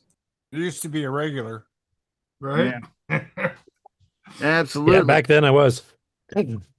And let's see here. We can also look at Mark B for being a bit of a slacker. Oh, reflexes are fading off. Because last time he got 10,450. So It's all the and same hardware, so it's only the nut in the middle that's Right, changed. right. even Jim Rye was slacking because he got 22,650 last time and only 16,850 this time. And So what was the number one score last time compared to this time? number one was both Tasman, and that was the first one I mentioned. And last time it was 180,500, and this time it was 101,850. So age hits us all, is what you're saying. Yes, we're all getting old. No, don't worry. I'm 24 and I was last place. Age has nothing to do with it. Yes, but that's an improvement over your last score, which was 0. Which was nothing. No. Exactly. So you are improving. The rest of us are getting worse. Oh, Are yeah. devolving, basically, yeah. So, all right. But yes, any tips and tricks for Nerval Force? Check the previous episode. Oh, right. So if you want to know what not to do, focus on me during that episode. I can show you the way of the kamikaze play strat. Yeah, I was quite skilled at that myself. I think everyone should watch me play, and they will become enamored with the kamikaze lifestyle. Yes. All right. How do I close that? Nope. That's not to close that. That closes that. Now we can jump to present so that I'm not living a year ago. So, but yeah, I didn't get to play it a whole lot because my keyboard has the issue where the down key won't work and X4 won't recognize my joystick. So I can't use a joystick and the keyboard is a problem. So I wasn't able to play a whole lot. But No, where? I think you are making excuses. This is a lie. Sloopy? Would you like to swap keyboards? Yeah, actually mine is like bright pink and it's also, I think you'd look very dashing with it. Cool. Mine is a 15-year-old WASD with I'm so in. Yeah, let's switch. Cherry MX switches with a little Amiga A's on the quote unquote Windows keys. Yeah, this sounds like a good deal to me. And it's probably got more dirt in it than my floor. Now I'm more interested. This only gets better and better. Cool. You're just gonna have to wear a hazmat suit. Yeah. Who needs a vaccine when you have a Sloopy keyboard? It's good for my immune system. Absolutely. So, but yeah. Any other recommendations for tips and tricks? No, I'd just say review the previous show because I think we went through most of them there. Yeah. Can I suggest the kamikaze strat again? You just did. I know, but again, because people might like it more the more I say it, like they'll get used to it, and it's, you know, it might be like the Stockholm syndrome, but with my The problem is that Mark B has been championing that strategy for years now. No, you can't expose me like this. I stole it. You're right. No. So, but the other game that we played was that one there. Montezuma's Revenge? Yeah, that's it. Montezuma's Revenge. A brand new release. Yes. Has anyone played it yet? Has anyone what? Has anyone played it yet? I think I saw people playing it on the stream when I quickly reviewed it, so I would say so. Yeah. I mean, I know it was played on the stream, but anyone here play it? And what, wasn't the author on the stream with you guys too? Yes, he was. I was going to cover that during the Game On Challenge live section. There's a teaser for a little bit in the future. Yeah. So no one? Bueller. I have not had a chance to play, well, anything new in the last few months. Alrighty. Well, why? What's your excuse? I have to get back down to having one full-time job instead of two. Working for the company you work for and being a husband?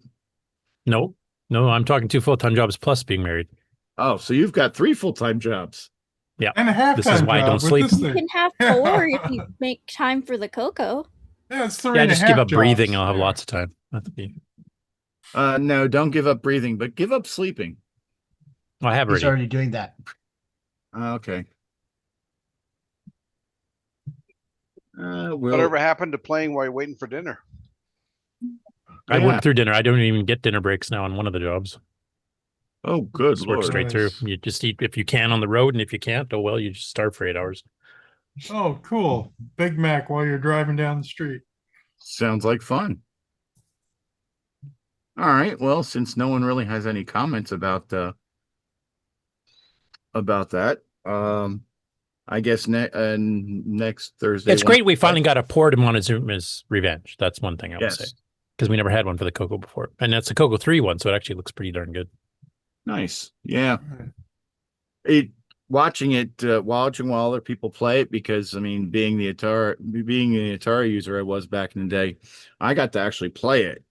And it's nice to see the differences and such in how the programmers for the different systems would interpret and implement the different things within a game.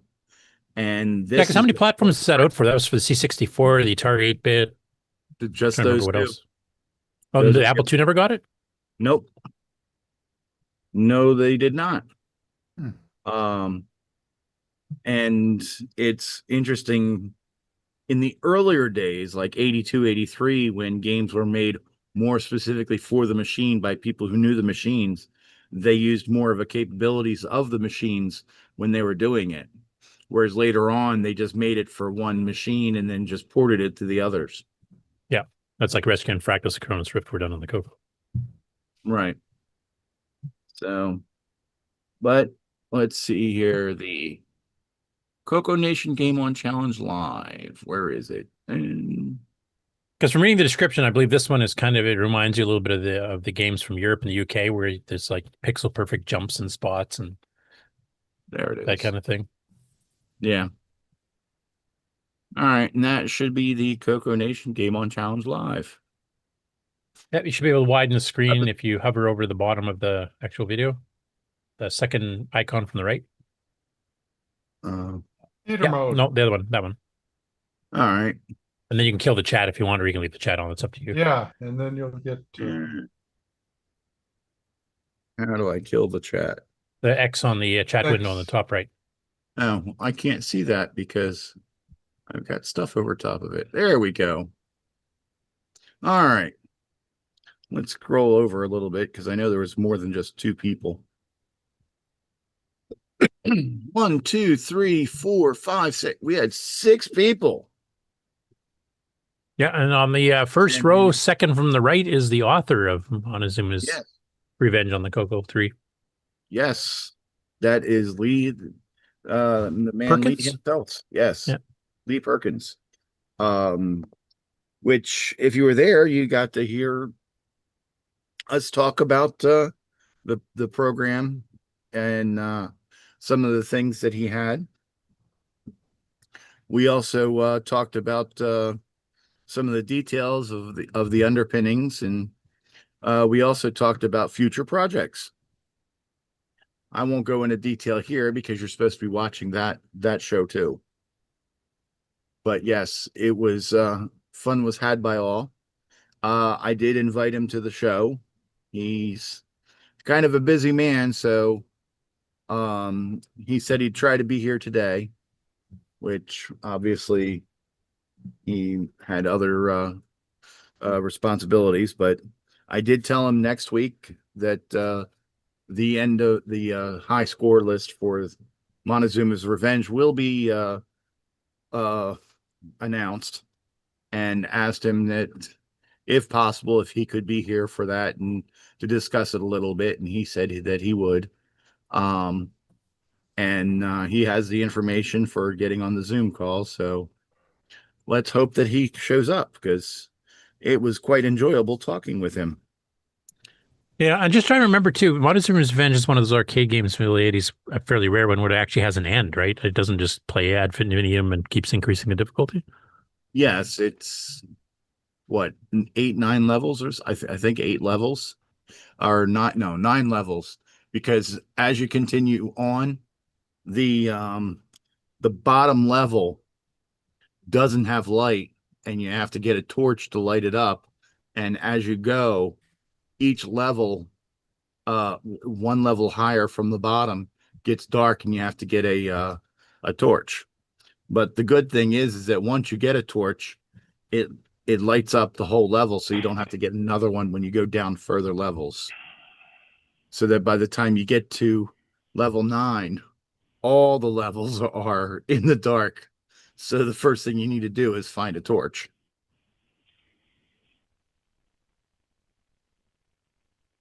Yeah, it looks like a really good game. It's got some well done level design from the original, obviously, and then. Well, he did it actually in a pretty quick hurry. I think he just started researching it in March or something, and here we are at the beginning of August, and he already got it finished and released. I think he said he started it in February, but I'm not 100% sure. Oh yeah, sorry, yeah, he did mention February. I think he started programming it in March, because February was just research to see what was involved, looking at the original code on C64 version. I think he based it on. Yes, to see if it was even possible, because he did mention that he looked at the C64 version and the Atari version, but he didn't remember why he went with the C64 version. So, is there a big difference between the C64 and the Atari 8-bit version? On the front, no. Underneath, yes. So the code base would be significantly different. Yeah, I mean, obviously the SID versus the was it the Pokey does the sound, or is that the Amiga? Yeah. Yes. But it's more of the graphic systems. How the graphics are done is significantly different. Whereas the C64 has sprites and the Atari has player missile graphics. Yeah, and the Coco is bitmap, so you're just blasting away. Yep. The Coco's all fake. I mean, simulated, emulated. Yeah. So general purpose, I like to call it. Yep. So we had, I do believe we had 7 people playing at one time.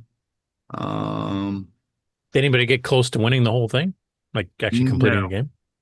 No. I mean, Lee got it. He got the highest, and he didn't even complete level 1. But we did get a dramatic reading of the instructions by Mark B, which we haven't seen in quite a while. Yep. I also, and for those that missed last week, we should mention this is a free download. Yes. We also talked about. Let me see if I can feature creep. Yeah, I'm trying to see if we can. Let's use this instead.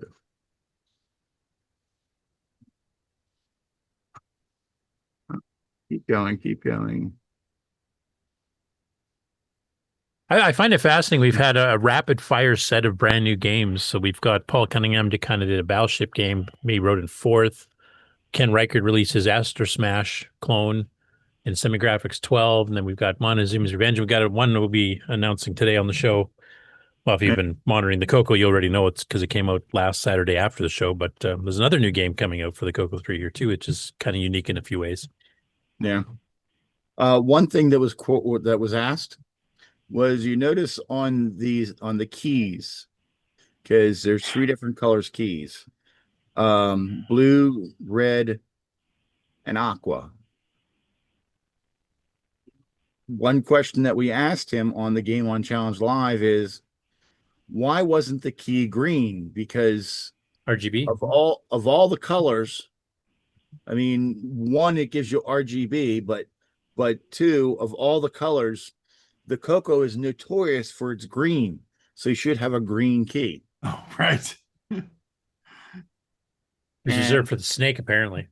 And he answered that question on the show. So, and So no, is his hit detection based on colors? not that I know of. You'd have to ask him. Oh, so the snake is green, so nothing else can be green, because that would be a snake. No, And maybe not. Okay. but yeah, if you want to know, why, you either have to watch a show or you have to come next week and ask him directly. And it is it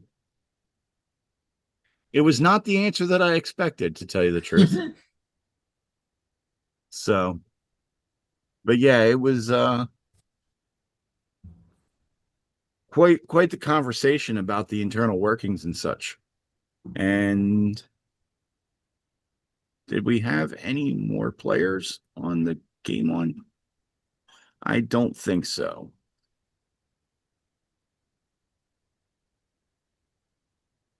Well, there's 6, but well, 2 of them are Lee, because one of them is him, and the other one is him playing. So, but yeah, I don't think we had more than 5 or 6 playing at once. So if you don't want to be left out and you want to be there for these great gaming episodes, all you have to do is join the Coco Discord, and on Thursday nights, 8 p.m. Eastern, 5 p.m. Pacific,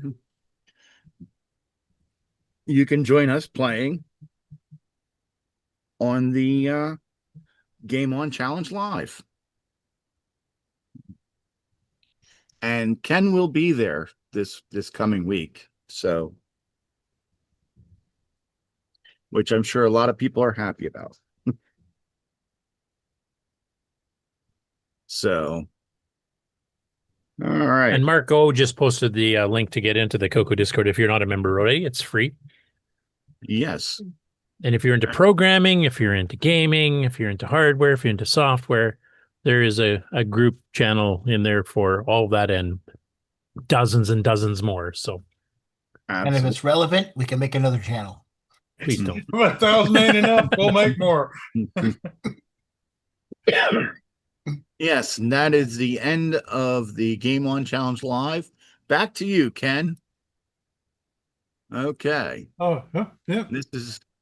And next is hey, what's our new game?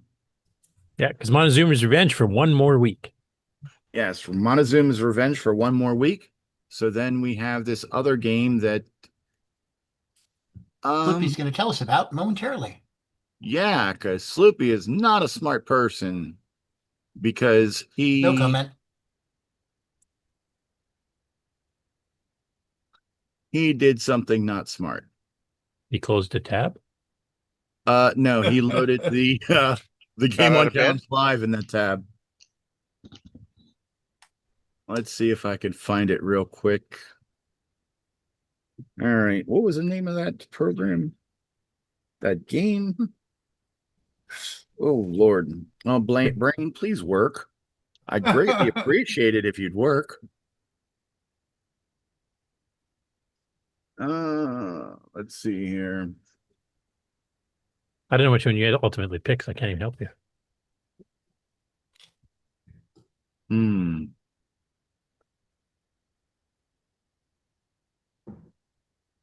I know how I can figure it out. I can go down here. I can go in here. I can click on here and scroll down. There it is.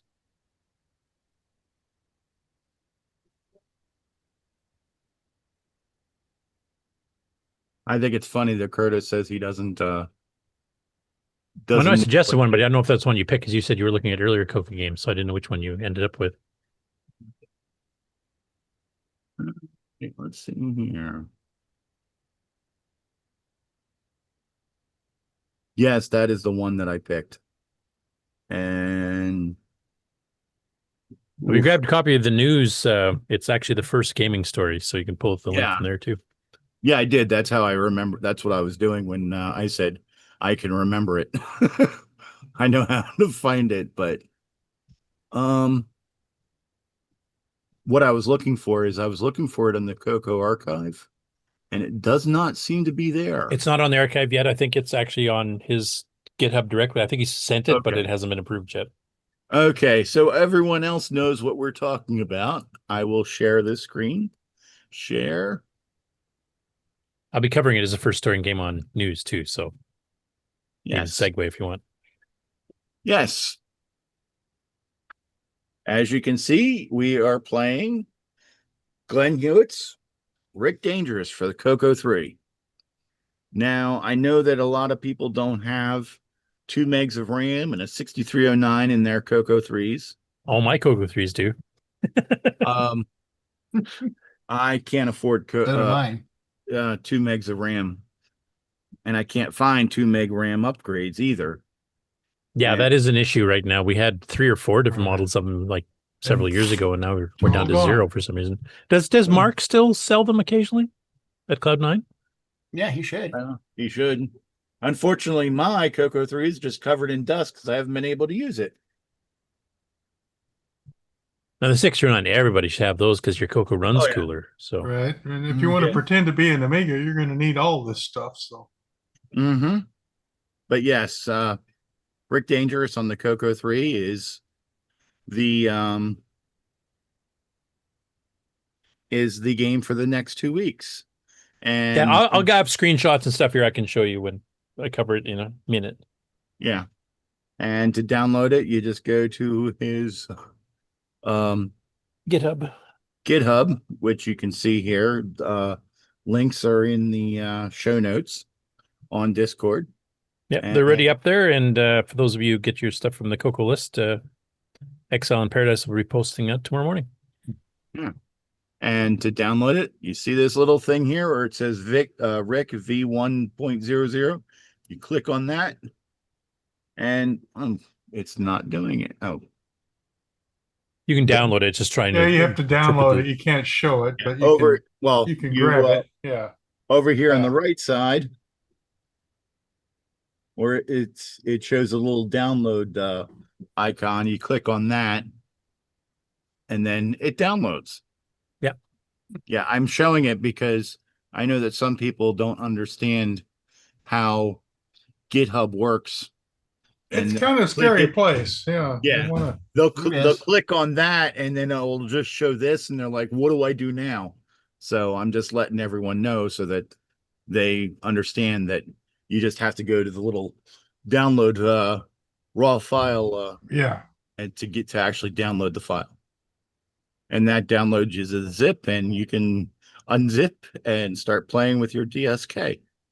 Yep. And the Coco 3, Coco 3, the manual for Rick Dangerous is also included in that zip file. So yeah, if you're unfamiliar with the Amiga original. There you go, Mark. That's the end of the Game On Challenge. Back to you. Okay, we'll go on to the Game On News once Mark plays the little intro. Yeah, Game On News. Okay. This button.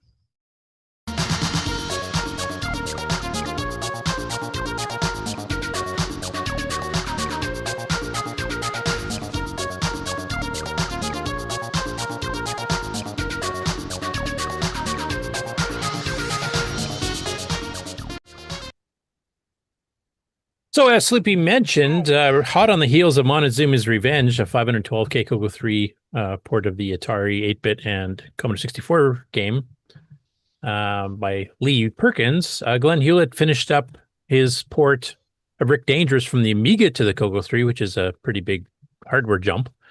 And it requires a 609 and a 2 megs of RAM upgrade. So this is maxed out Coco 3, and that's one of the things he said in his blog post, that he wanted to see what a maxed out Coco 3 would be capable of doing. The only thing he could add to this was maybe add GIME X, GIME Z, triple speed support. You could throw that in too. Mm-hmm. And he mentions here, like, he's got some 3-voice sound routines for the intro screen, which I'll show you in a bit. And then the gameplay has 2 channels of sound. So if you did clock it up to 2.86 megahertz like the GIME Z and the GIME X does, you probably could actually have some music running in the background too and make it really close to the Amiga game. But he kind of goes through the description, because we've covered this, months ago, and he kind of stopped developing it because he was really trying to do it just a raw transcode. And then he watched an interview, as you can see on the screen here, in his blog. He said, I left it for a while. Recently, I watched a YouTube interview with Simon Phipps, lead designer, programmer, and artist, and found out the same code was used for the various computers out at the time, because it was on multiple platforms. So he said, instead of going through all the pain of a transcode like he's been doing with all the Williams arcade games, etc., he decided to use XRIC as his base of his conversion. XRIC is a portable version of Rick Dangerous written in C. In the end, this Coco 3 version is a combination of both. So it's somewhat transcoded from the original 68000 assembly language, but it's also using some of the C stuff as well. And he used both of them to actually create it. So he's got his little get up here. And that is some links you can click on to go take a look at it. And I'm going to play this in its entirety. It's about a minute and 20 seconds. So it shows you the intro screen. It should play the music. Let me know if the sound's coming through okay. This runs in a bit of an odd mode too. I think it's 256 by 216 color. And that was just to get the speed up a little bit for to keep the digital samples and the sound and effects, etc., to be nice and smooth. So it just lops off the sides. It's basically the size of a Coco 1 and 2 screen almost. And I think it's very impressive. I mean, it's the first 2 meg game period on the Coco 3. Definitely the first combo of a 639 and a 2 meg. This is kind of like the high-end Coco 3. You can technically get some memory upgrades that go beyond this, like the GIME X supported up to 8 meg, but you basically use that as RAM drives because it gets more complicated to do the mapping. So I was going to ask you guys, like, for me, the killer app for a 2 meg 609 was Nitrous 9, because you can do all kinds of stuff when you got all that kind of room to play with. But this might be the first non-OS 9 style killer app for the 2 meg 639 Coco 3. And I'll be interested to see over the next 2 weeks if you guys agree with me on that, just from looking at the gameplay here. So anyway, I'm going to play the entire trailer here. I'll pause it a little bit in just to make sure the sound's sharing okay. And then I'll let you see, because he actually does some gameplay through multiple screens too. And the splash screen you can see right there. Is that loud enough, or can you hear the sound? Should I turn it up a bit? Up. Up? Oh, it's up. Never mind. Okay, yeah, it's a little bit quiet. Yep.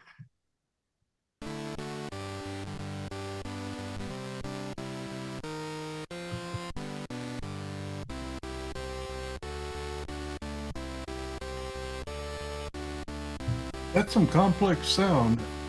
Yep, 3 voices, I know. It's even got an animated intro screen, as you can see here.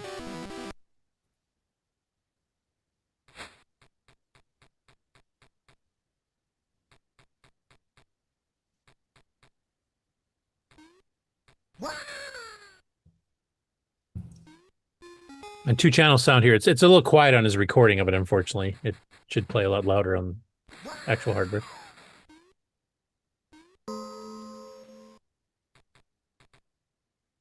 But definitely sound effects you don't normally hear in a Coco 3 game. Right.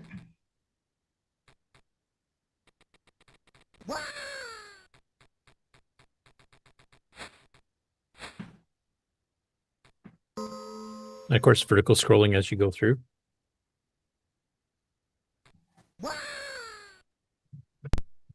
And there you go. So I'll just freeze it in the middle here. This is a bit Indiana Jones, of course, with the big boulder coming after you. Mm-hmm. But he just went through several screens here. You can kind of see it's got high score tables. It's got an animated intro screen. kind of giving you the detail of the game and what your mission and stuff is, kind of reminiscent of a lot of the NES games in the 80s. But I was just wondering, from those of you not seen it before in the panel, those of you not seen it before in the chat, what you think of it so far. I mean, obviously there's a whole whack load of levels and stuff here. The disc image, if I remember, is 40-track double-sided, or might even be 80-track double-sided. So it takes a fair bit of hardware to throw at this thing, and I'm thinking it's worth it. I think it will be the killer app for 2 meg and 609 base machines. 609s you can still get from multiple vendors. Cloud9, Mark Marlette still sells 2 meg upgrades. And of course, like I mentioned before, you can also run Nitrous 9, do a whole bunch of stuff there that you can just load up like a ton of windows and, get a good use of the 2 meg there as well.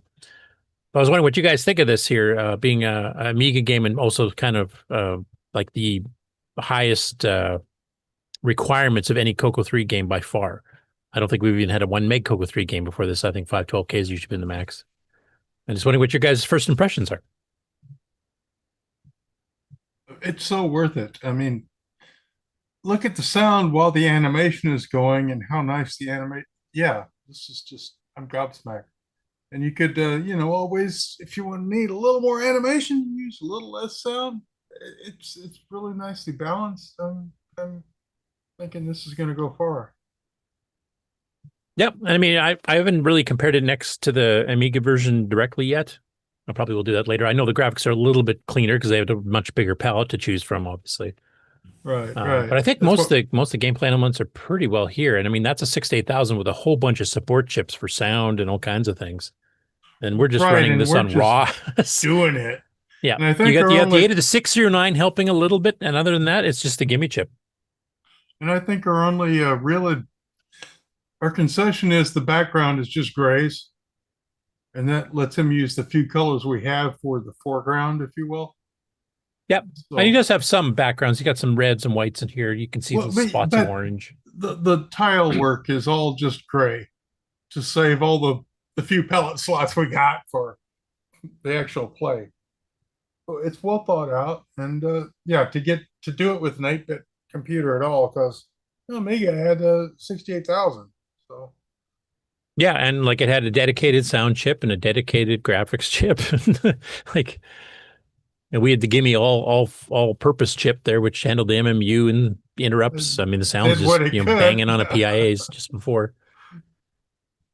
So yeah, I'm curious if this will start people getting more ambitious in some of the game projects of, if you want a whole bunch of sound samples or if you want entire musical soundtracks and stuff in the background, well, having 2 meg makes that a bit easier because you can load in an entire level's worth of sound or music or whatever you want. And then you can say load the next one off the next disc or something for each level. So you can actually make it a game as varied as some of the big end machines had at the time. But yeah, I'm really looking forward to seeing this one. Now, for those of you who do not have a Coco 3 with 2 megs of RAM and a 609, most of the emulators that support Coco 3 do support those configurations. VCC does. XWare, I believe, does. Correct me if I'm wrong, 60 if you're in the chat. MAME for sure does. So there's quite a few emulators you can use. Now, one thing I don't know, if stuff like the Coco Pi or some of the ESP32, do any of those support 609 and 2 megs of RAM? Those hardware emulator type things? Does anybody know? I don't know if anybody's tried running Nitrous 9 on any of those with 2 megs of RAM and 609, because it definitely does run really nice. Not me.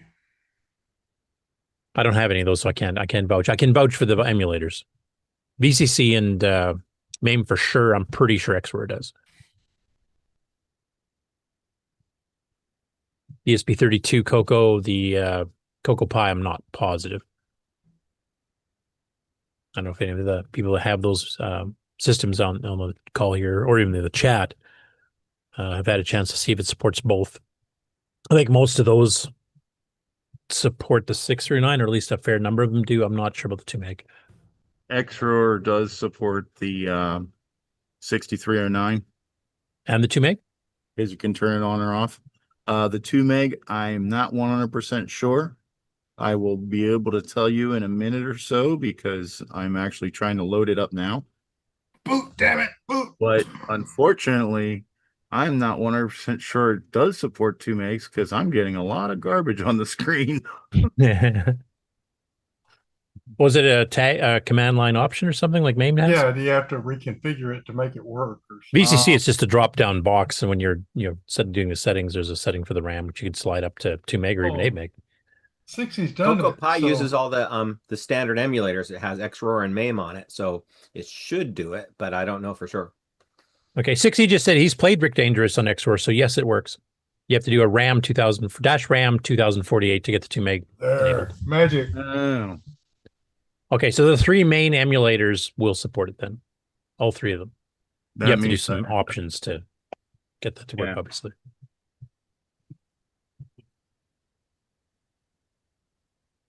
So you're gonna give it a shot and maybe give us a live demo a bit later in the show there, Slippy, if you get it running.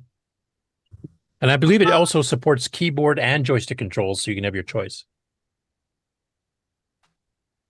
Yeah, because if as I directly run it, it's not working.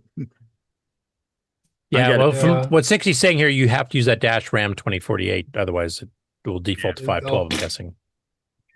Right. And now you're writing over your own RAM, and good luck with all that. Yeah. Alrighty. I guess the one nice thing in VCC's favor is it's just a menu drop down. You just set it to 2 meg or 8 meg and you're done. Oh, there you go. Crank it up to 8. I'm good. MAME and XWOR will both require command line options to do that. Oh man. Hey, I'm really looking forward. Unfortunately, my time this next month or until I shut down the first company there, then my time is extremely limited. Because this one I would really, really like to try. And as well, Montezuma's Revenge. And as Sloopy pointed out, there's the GitHub, kind of the description here, as he mentioned here. Comes with a manual, comes with a disk image. Bit of history of how you developed it. But really cool to see I guess he put it, I think he mentioned in the Discord he wanted to see what a maxed out Coco 3 was capable of doing. Maxed out being a 639 and a 2 meg RAM upgrade. Now, you could go a bit more maxed with the GIME Z, GIME X 2.86 megahertz turbo mode. And it'd be pretty cool if you just threw in some extra stuff there to, kick it in for music background or something. But Personally, I'll buy his definition. The Coco 3 as it came, this is about what you could do. You could do this since the 80s. 2 megs RAM. Yeah, the 639 we knew 6309. about back in, was it 88 when the listserv finally published that? So this is no new anything, no pies, no Z's. Yeah, no quote unquote cheating by adding extra Right. hardware that isn't period specific. Which is the pretty 609 had been awesome. out since 85, 86, so people didn't fully know what was in there until 92, I think was when the listserv published it in English. It was known in Japan in 88. And the 1 meg upgrades came out about 90, 91, and the 2 meg came out about 92, 93, I think, from Disto. When they published Right, it. and I ran mine into the ground. That thing was, it was reliable. It was, a lot of hobbyist stuff. It works for 6 months and it's dead. And the 2 meg disto just worked forever. So, And of course, this brings up the whole, cascading circle of, of what to do first, because people aren't going to buy the hardware if there's no software to support it, and people aren't going to write the software if the hardware doesn't support it. So that's a catch-22 here, trying to get because the 2 meg and 639 stuff was popular with Nitrous 9, of course, because that's what we targeted it for. Well, that was Not the that the 2 bridge meg was a software. requirement, but it definitely allows you to do extra stuff. But that was the bridge software. OS 9 would go over anything Tandy thought the Coco ought to do. And that's one reason why I still had one. yeah, I mean, I still use it for active development. Well, when I have time, which I haven't the last few months, but once I'm back down to one full-time job late this year, that'll be. Then you can pick up a 3rd or 4th part-time job. There you go. No, I just want to stick with one. That's good enough. Anyway, yeah, I'm hoping everybody will get a chance to try it. And the emulators have gotten good enough. It should run just fine on those too. So if you have a favor between MAME, VCC, and XOR, there's a couple of instructions of command line options you got to use for XOR, and for MAME. VCC is just a drop down, change your settings, and you should be able to run it just fine. And it's free, just like Montezuma's Revenge.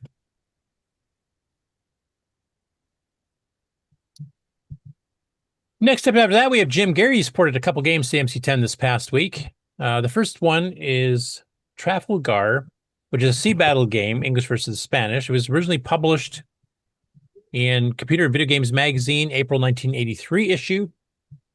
And the original was for the ZX81 and written by David Anderson. And you can see a screenshot of that here. I don't know too much about that one. And the second one he did was called Learn Coco Learn. This is actually a port from the Coco to the MC10. So this one originally was written by William D. English for Rainbow in August of 1987. So just a year after the Coco 3 got announced. It doesn't require Coco 3. Converted from the Coco to the MC10. And it's kind of a memory thing.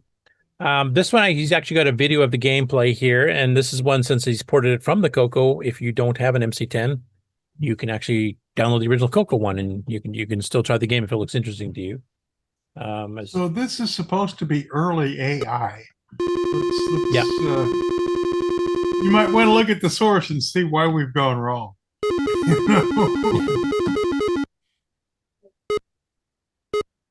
I haven't had a chance to actually play it to see what the game looks like. I kind of faintly remember Rainbow having it, but I don't think I played it on the Coco either back in the day.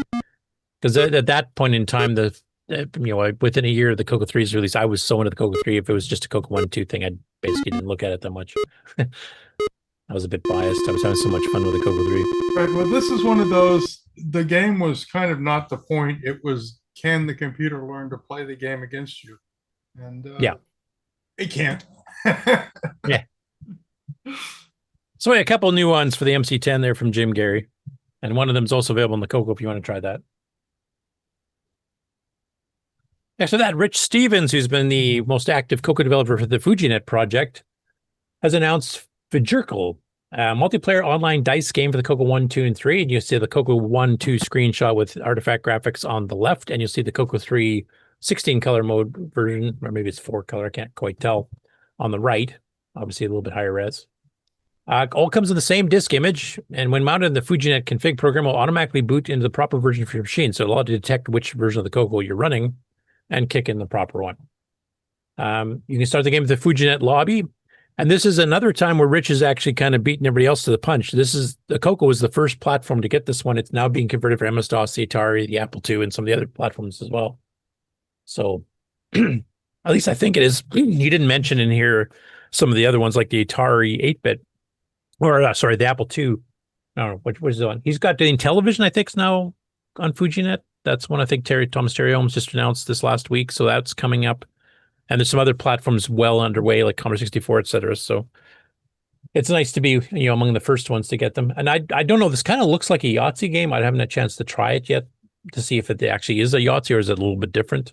Has anybody else here had a chance to fiddle with this one? I haven't tried this one, but there is a Yahtzee game called Fujitsu. Yeah. Already. And this is the Farkle dice game, but converted to Fuji. It's similar ideas, but slightly different rules and stuff. But yeah, okay. I'm not familiar with that one. So kind of game. Right. Farkle. Okay. Yeah, I'm not familiar with that dice game. So is it very different than Yahtzee, or just pretty similar, just minor rule changes? Don't know really. Yahtzee is a registered trademark, so they're staying away from the name for that, I'm sure. Well, yeah, I'm just wondering, like, it can't be just a Yahtzee clone because he's already made a Yahtzee clone, so this has got to be a little bit different. Yeah, there's 4 Otherwise, dice. what's the point? There's 4 dice going on and stuff. There's something. Yeah. What is that? A 5? Yeah, these screens look a lot different than the Fujitsu game too. Yeah, but I'm imagining it's somewhat of a different game, but I'm not familiar with Farkle at all. So, one of you can go try it out here this next week and then report back to us, that'd be awesome. Anyway, also a free download, and if you have FujiNet, you can play against other Coco players right now, and you'll soon be able to play against MS-DOS, Atari, Apple II, and other platforms later on, and compete with high scores. So big thanks for Rich, because he's been doing a ton of stuff on the Coco for FujiNet. Also thanks to William, he's been helping with the stuff on the FujiNet too. Next after that, Jamie Cho created, and he mentions here with tons of help from Claude, the AI, a multi-version of Flipper 09.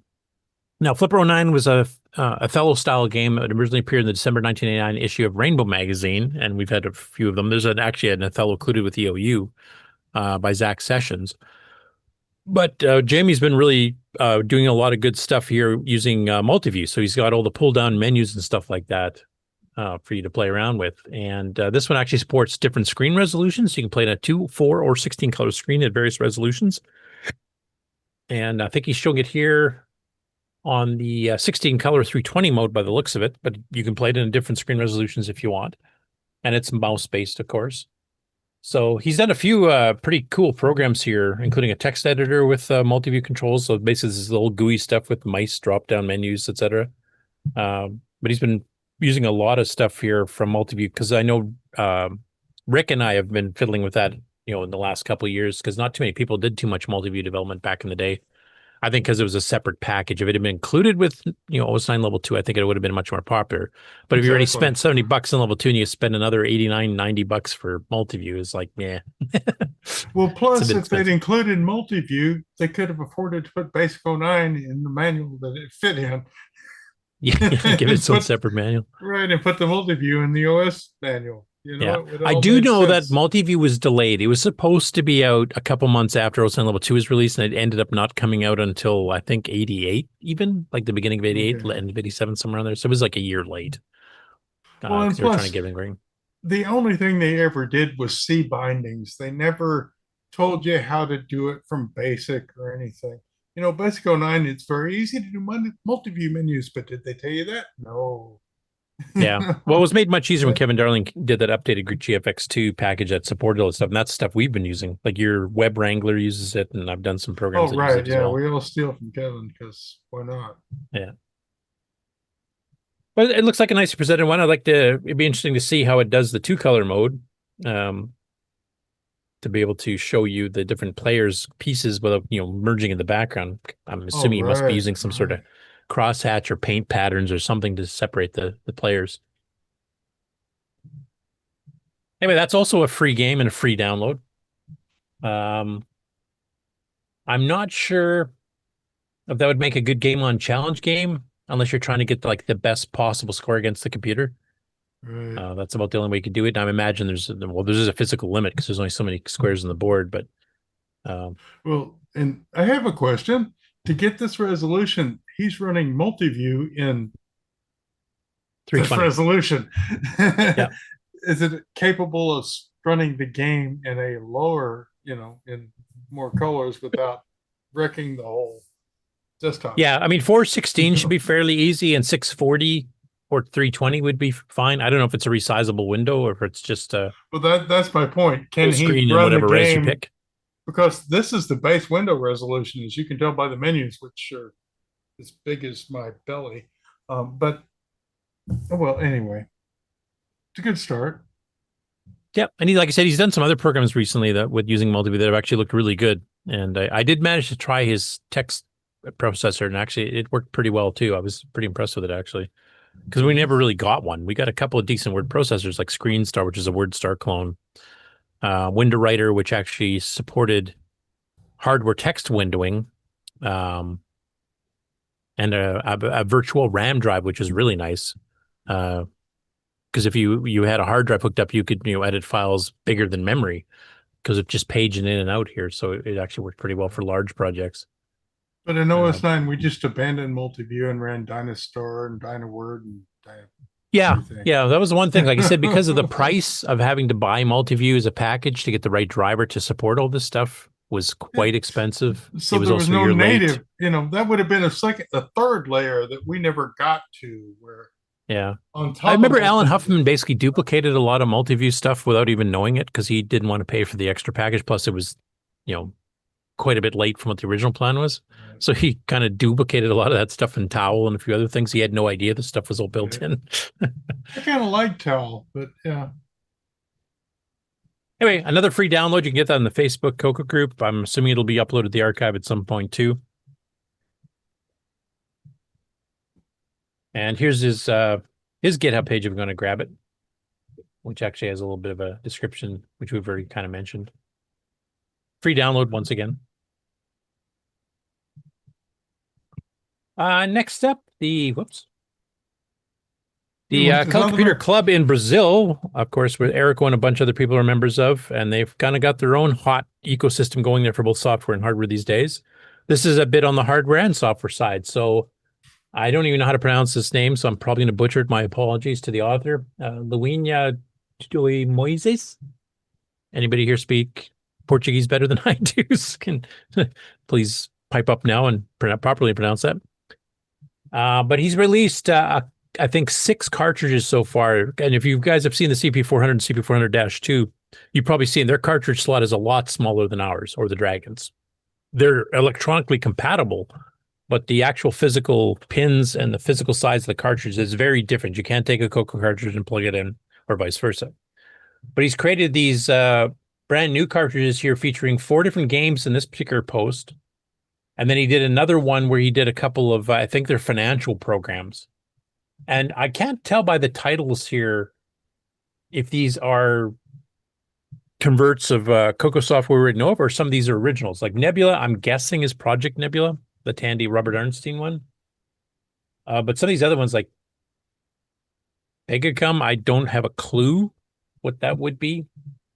Or Zadrez, or, I don't know which ones these are. I'm kind of curious now. If these are original stuff that Brazil made themselves, or if they're converts from Coco, kind of like the Dragon did in the early days before they got their own ecosystem fully going. And they were just porting stuff, from various American and Canadian publishers. They all have the same picture of the same fighter jet or whatever that is behind. Yeah.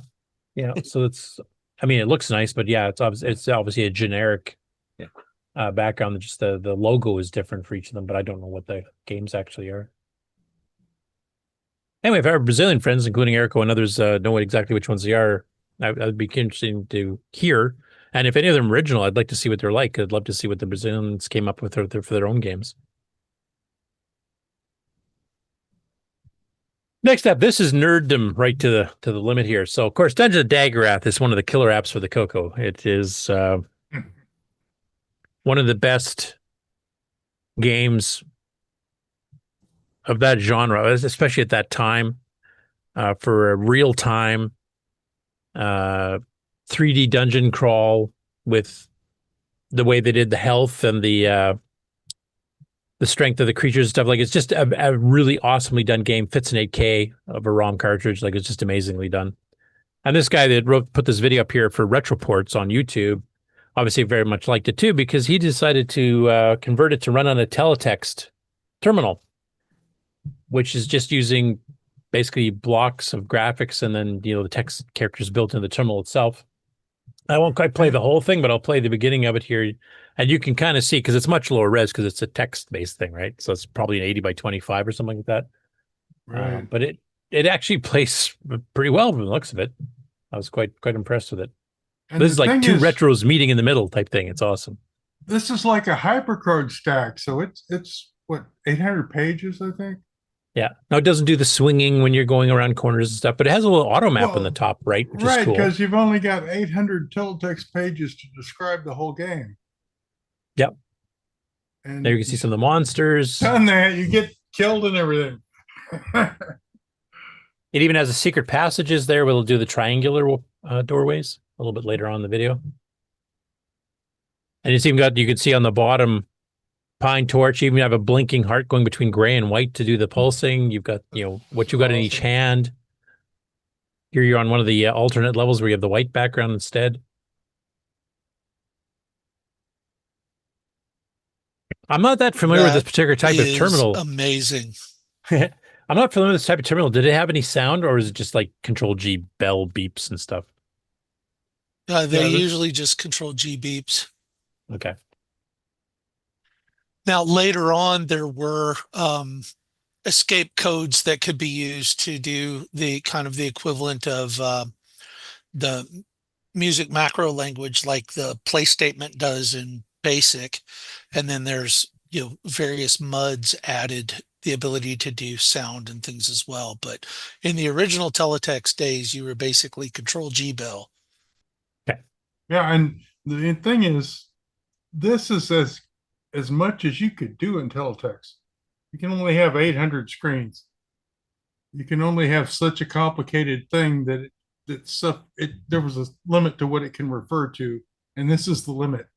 So this is absolutely an awesome accomplishment to stick Dungeons of Daggorath in. This is like nested nerddom. You Yes, get a it retro is. Yeah, game classic Dungeons of Daggorath with a classic terminal. Nerdception. It's like putting Dungeons of Daggorath in a hypercard stack. You know, you could theoretically, but someone actually did it. And of course, Daggorath has been ported to like Windows and stuff before. So I mean, that's a game that has so much appeal that people have ported it to other platforms, which isn't something that happened too often in the Coco world. There's some. But just the amount of time to take to draw graphics on an 80 by 25 screen type of thing to figure out how to make monsters look like monsters. Oh, and then index it all together, and holy smokes. Yeah. So I really like that one. That was an unexpected surprise this week. I don't know if he has details on where to download it here. Let me just quick look.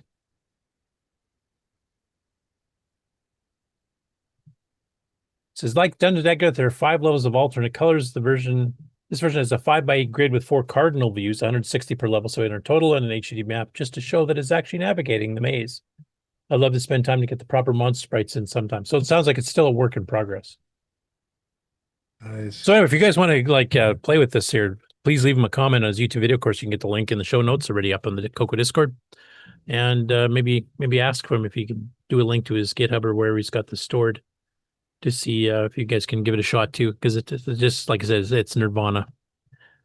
I like that first link, Daggorath style. Yeah, there's a hashtag for you.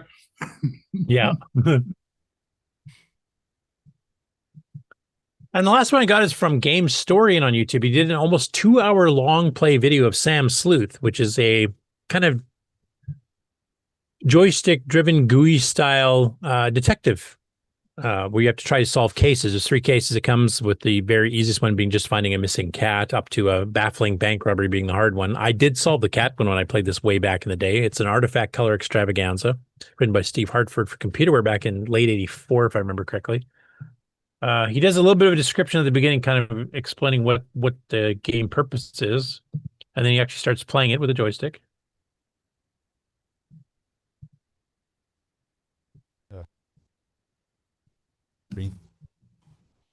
That's a splash screen loaded. I do remember if you tried to copy this with normal means, it would actually change that all to say buy your own. Rejected. Goodbye. It would actually self-destruct if you tried to pirate it sloppily. If red, press the reset button until it is blue. Press joystick button. Okay, it seems and here you can see it's using the extended artifact colors with a lot of the cross-hatching techniques to get like yellows and purples and stuff too. So it was a really well-presented game. A lot of Steve Hartford's games are like that. How do I get out of He did take the full screen time for that. He was kind of the Erico Monteiro of his time. Now I have the FF. That's okay. And he's figuring out how it works. We can switch through here.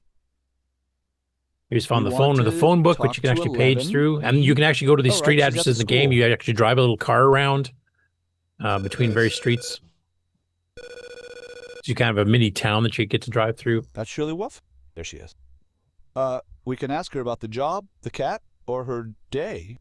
Let's ask about the cat. I still haven't seen the cat. Please hurry. You're supposed to give me clues, right?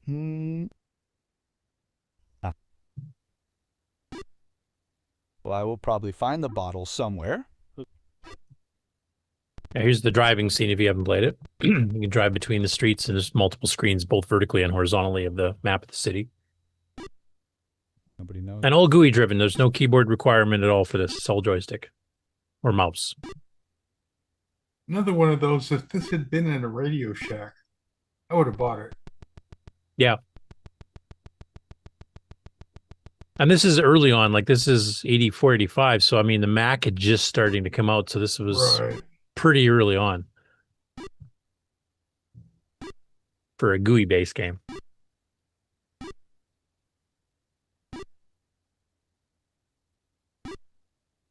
kind of interbank incident 2 years earlier. Does it go further? That kind of thing. Further, or do you come back again? Oh, you have to watch your fuel too. No, you you can can't go just go further. driving around aimlessly to every single building or run out of fuel. Yeah, they've got a lot of. It's a very well done game, though. I mean, I didn't get a chance to watch the whole video to see if he actually played right through all the various skill levels. He might have, though. The robbery. Oh, here's the bank robbery. So he's playing the hard level. So maybe he actually solved the previous been a ones, good or day maybe so he just far. showed gameplay. I didn't No, get a he's not chance. It's saying 2 anything hours, almost. Willie, it would have been a good idea to see if he'd noticed anyone withdrawing a...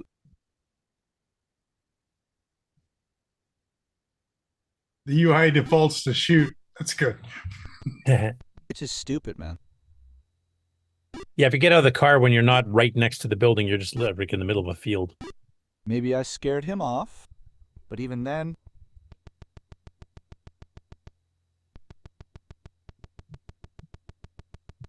So I was going to ask, like, this is one I remember playing back in the day. And I also remember its anti-piracy bits. Did any of you guys on the panel or in the chat play this game back in the day? Because it was kind of innovative for the time, I think. And it's a hybrid of basic and machine language. The text generator and stuff is all machine language, but the actual car driving, for example, is just get puts in basics. And if you actually crack the game fully, you could actually take a look at some of the code.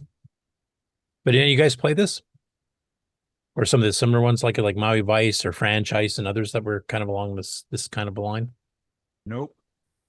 I love this thing. If it had been Radio Shack, I would have bought it. But, you know, they didn't allow that. And there was no way to find out about it if you didn't know to look. So I bought, yeah, you know, because Maui Micros Vice or is similar to this, like same kind of concept. And then Franchise was one that Steve did that you're trying to run a burger joint or taco joint or whatever it was. And you have to, like, you know, pay for advertising and hire your workers for the right wage and charge the right amount for the food and buy the food at, you know, discount rates if you could and stuff. And it was kind of one of those simulations, but very graphically oriented with a mouse or joystick driven controls exactly like this too. So you didn't type too much on the keyboard. And for that time, for 84, 85, 86, when these all came out, that was pretty innovative. Oh, this is Sim City for that time. Yeah.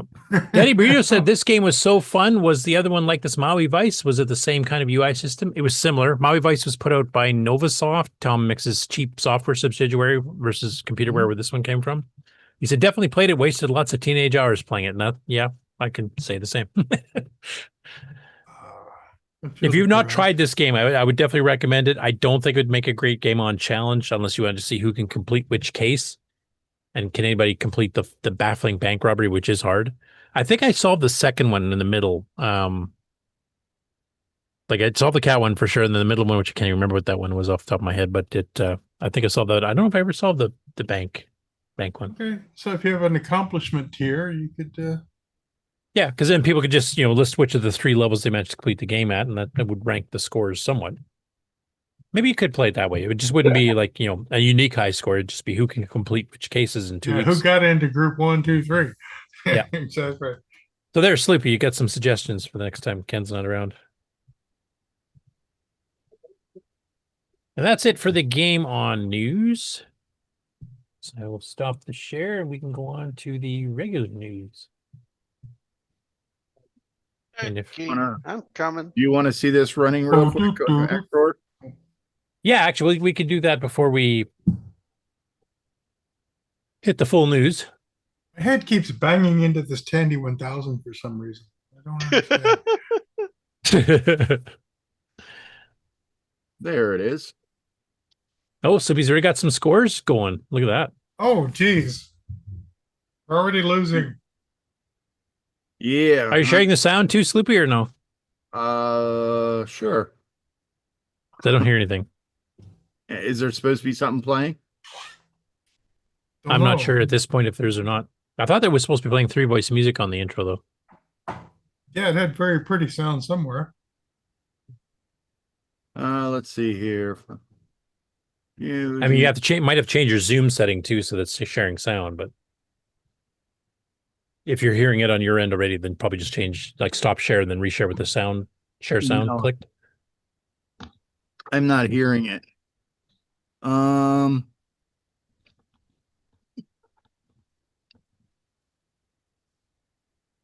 Let's see here.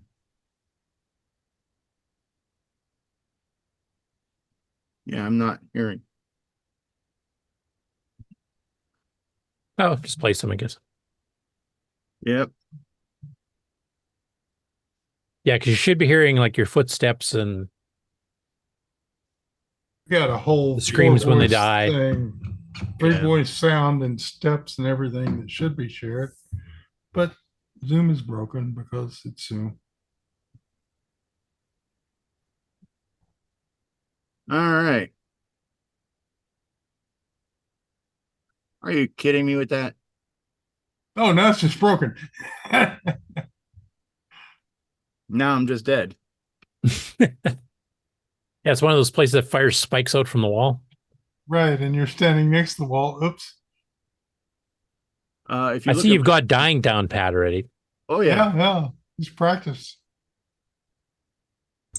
I'm real good at that. Yep. This is 1 pixel. Perfect. My hitbox is as big as the brim of my hat. Holy smokes. It's even bigger than that. So is there anything weird to load it because it's such a large game that you have to like swap discs, or how does that work? Yes. Sloopy, just Yeah, it's 3 discs. It loads one and then you I have imagine to he has a compress too, so probably has to decompress or something. yeah, here I can show you what it looks like. Sweet. Because I know one of the games, I think it was Defender, he did for the transcodes was a 2-disc where it had to decompress on the fly. But 3 discs of decompression, I mean, we've only had a few games that take that many discs. I mean, Interbank Incident, Contras, and a few others maybe. Seventh Link, I think, took 3. Okay. And I know it's compressed to beat hell, so obviously it will fill the 2 meg up pretty quick after that. And as you can see, it's written basic. No, I'm just kidding. wild. Yeah. So then we do RGB. And then we turn off rate limit. Oh, so he actually has a graphic screen up for the loader. Yep. That's just the text one. Then next one. Yeah. Right away. Now, do you have to keep loading the same disk like drive 0, or can you load all 3 into 3 different drives if you have them and then have it auto load all the way through? Have no idea. We can try that. We'll have to get Glenn on to talk about this one. Right. This is cool. And Big port. If it's a I mean, don't worry about it right now. We just want to show the games loaded. Right, if it's a generic and make it a Coco port, Well, this I mean, is a big it's deal, you know. Takes 2 seconds.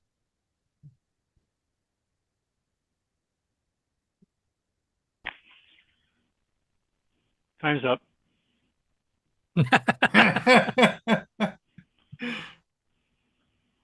Nope.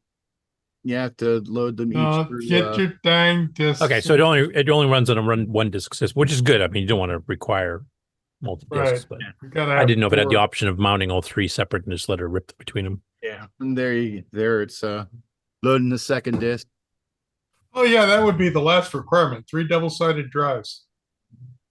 To go on top of the 6309 and the 2 megs. Yeah. The 7th link required a 40 track drive. I do remember that. If you had a 35 track, you're out of luck. It wouldn't load. There. 3 double-sided 40 track drives. Yes. Yeah, it takes I think like it was like a minute and a half, 2 minutes to load them all. I mean, it wasn't that long. Daddy Burrito in the chat is asking which emulator Sloopy using right here. You're using XROAR, correct? Yes, I'm using XROAR. And I had to use a special incantation for it to load. Yeah, to enable the 2 meg RAM. Yes, and the 6309. Right. Yeah, because I think if I remember, XOR doesn't have drop-down menu options to set any of that, right? You have to either use a config file or command line. Well, the thing is that it does do 6309 from the drop-down. Just not the 2 meg. Just doesn't do the 2 meg. Here in the chat, I will paste the command that I used to load it. Or wait, that's wrong. The dash sign is your friend or yourself. Yeah. Yeah. That is wrong. It is there. Oops, nope. Let's try this one more time. As he reboots his computer accidentally. Explorer, RAM, machine, Coco, machine, There. CPU. Yes. The RAM is the 2 megs of RAM, and then the machine Is Coco 3H, same as MAME for Hitachi. Yes. 639. Okay, perfect. That makes sense. I would have never Yeah, so MAME thought- is pretty similar to that. It would be MAME, Coco 3H, dash RAM 20. Actually, it might be the almost exact same, actually. Yeah, there's a CPU type because it's like machine dash CPU, and I put 6309 in it, but for some reason it didn't do it for me. And then when I did the Coco 3 with two megs of RAM, when I'd use the drop down to change it from a Coco 3 to a Coco 3 with a 6309, it would drop down the RAM from 2 megs back down to 512. Right. So Defaults are up. Never mind. but we can try this again. Yeah, when you first start, first thing you want to do is start pushing right, because that boulder will run over you. You weigh more than a boulder. That's cool. Because you fall faster. So, but yeah, this is as far as I've gotten. Well, that is that guy in a TV commercial somewhere? Still not even sure how to get this without dying. Just if you jump straight up, yeah, there you go. Oh, yeah, and you die. Then you die. You Then get you shot die. from the wall. If you let go of the joystick button a little bit earlier, does it not jump as high? Or do you have to jump from that lower platform, maybe? Or jump, yeah, or run into the wall or out of the wall or something. I've never played Rick Dangerous on the original machine, so I don't know. But there's that lower thing if you drop down one level. Ooh. I just If you get any vertical height at all, you get shot from Yeah, because you've got two platforms there. One where the wood comes out of, and then you got that one that's a little bit lower. Try jumping from the lower one and see if you jump high enough to get it without triggering the Oh, yeah, right. spike. Yeah, well, you could just die there. hitbox is like obscene. Right. I think Melly's got some hard competition from Sloopy here on dying quickly in Oh, games. that almost did something. You didn't get shot. No. Yeah, so that must be the secret. You got to jump from that lower platform, but also avoid the guy that can do smack you from the side. Yeah.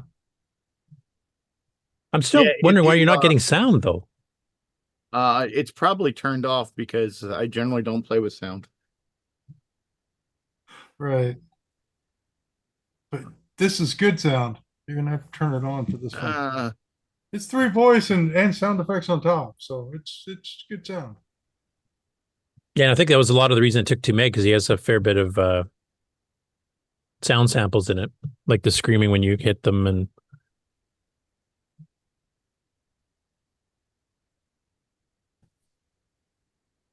I know it's unusual and all, but sometimes it happens. Now, some of Glenn's games in the past, some of his transcodes, he's actually saved the high score table to disk if you want to keep track of your high score between sessions. It doesn't look like it did it here, because I think you had. No, it didn't. Okay. So no Fuji.net version. Well, Glenn's got the source, obviously. He could fix that. Yeah, high score table for online. Unless it needs 2.1 meg to do that. Oh. I don't think he's quite using the entire. I think he's got a little bit of space left, if I remember. Oh, because I think in the Coco Discord where he was chatting about this, he was actually gave a memory map of exactly what's being used where. There we go. That's how you get it without dying. I've seen you can crouch and go under things as well, so that's yeah.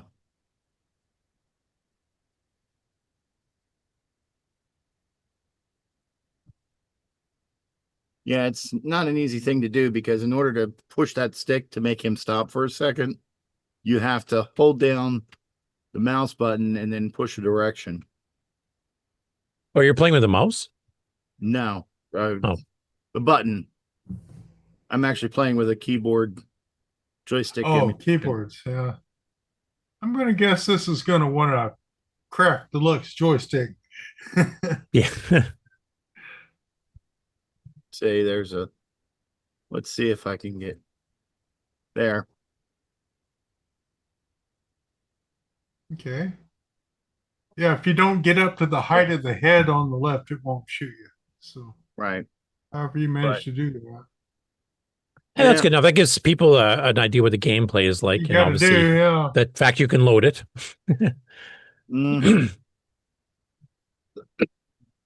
So, oh, Leah's joined us. Yay! Yeah, I popped in just for a minute to say hi and saw y'all playing a really interesting game. Is that the game of the week coming up? Yeah, yours is still on for another week though, because we do 2 weeks at a time here. So we got 2 Coco 3 Extravaganza brand new releases. There you go. that Rick Dangerous looks fun. How do you get it? You get it off of Glenn Hewlett's GitHub. He's the one who did all the transcodes, like the Williams arcade games like Joust and Defender and all those. So The that's his latest in the latest big sport. notes and in the Game On Challenge Discord channel, there will be a link for it. A link to download? A Exactly. link for the whatchamacallit? the GitHub. Yeah. Not the GitHub, the What? his main page for it. Oh, his And blog, you mean, or his GitHub? His blog. Yeah, it's in the show notes. Yeah. Well, I'm gonna copy it and put it into the Game On Challenge channel. Lee, I just sent you the stuff from this week's show notes for this game. Yeah, As I'm a looking DM. at it now. I'm looking at what you sent me now. And Lee, I would mention, you might already know this, I think, actually, because I think it got discussed in the Discord, but this is the first official release of a 639 2 meg RAM required game for the Coco 3 ever. And I think yours, Cloud Kingdoms, was almost going to be the first one there. It was going to be. I probably bit off more than the Coco could handle on that one. It required a full megabyte just for the video buffers, the way I had it set up. And I never got the sound sounding right. That was also before I had started using AI assistants for coding. Oh, right. So, Good yeah, helper. that was huh? Cloud Kingdoms was 100% me. Montezuma's Revenge, I was having the AI assistant was a godsend. I would have done it myself, but it would have taken another 4 or 5 months.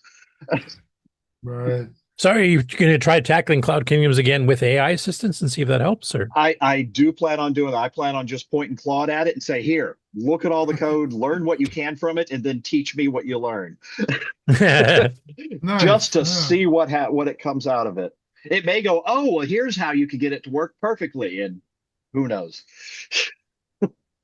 So what was the issue you were hitting with it? I mean, aside from the fact it's a huge project to take on as the first major game project to write. Was it trying to get the sound to run in the background with everything else going on, or switching screen modes for your score, or what? Yes. Yes. all of that trying to work together. I had to have very precise timing to get the text, the mode to change 2/3 of the way down the screen from 320 by 216 color to a text mode. And I had that working on my 86 gimme, and I'd sent it off to some people. It's been a couple of years, for several years now. I don't remember who, but I gave it to some people that had my 86 gimme it worked on. I sent it off to some people that had the 87 gimme and worked on getting the timing right on that. And I hadn't even started trying to find people with PAL that could get the timing right on that, because the timing would have to be completely different. And because the timing, the FIRQ had to be so precise for that, my sound was limited to what that time was, to that frequency, and I never could get it right. It was really my first attempt at doing sound on the Coco, so I've learned a lot since then. But the fact that I by myself with no AI assistance or anything, a lot of human assistance from a lot of people on Discord, the fact that I got Cloud Kingdoms as far as it was a fairly playable game. Still needed a lot of touching up, but the timing I never could get right, the sound I couldn't get right, and life intervened and it kind of stopped. And then because you required a 609 for Cloud Kingdoms too, didn't you?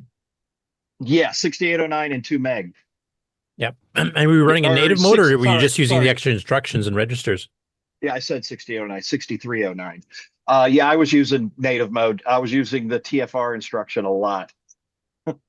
Yeah, the block memory move one. Yeah. Which is interruptible, which helps with the sound routines a bit, but Yep.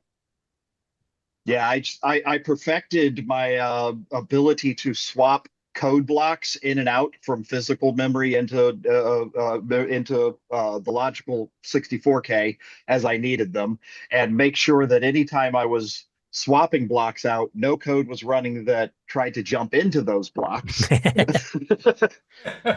And you're using both tasks too, I'd presume? I wasn't, and I didn't for Montezuma's Revenge either. And I realized, thinking back on it, I've thought about that over the past couple of weeks. It might have made some things easier to swap. As it was, I'm just manually swapping certain blocks in and out, and making sure I'm not executing in any of those blocks when I swap them out. Because I know what Nick Marentes, when he does some of his games for the Coco 3, he usually has one task set up with a map to do sound specifically, and then the other one is the main game. So when you get the FRQ, you just swap to task 0 or task 1 or whatever it happens to be, and then you handle the sound routines. You might be changing them, blocks within that task if you're getting a sample from somewhere else. Right. But you weren't tying up the main code with all that. Yeah, with Montezuma's Revenge, anytime I did any writes to the screen, I had to have 2 8K blocks mapped in for the screen. And then I had to have at least one block mapped in for the tile data or the sprite data or anything that I was working on. So there were at least 3 blocks mapped in to write anything to the screen. Yeah. And those were mapped into places where there absolutely was code. So I had to make sure that the code that did any of that writing was not in those blocks. It took some juggling, but I got it down pat pretty well.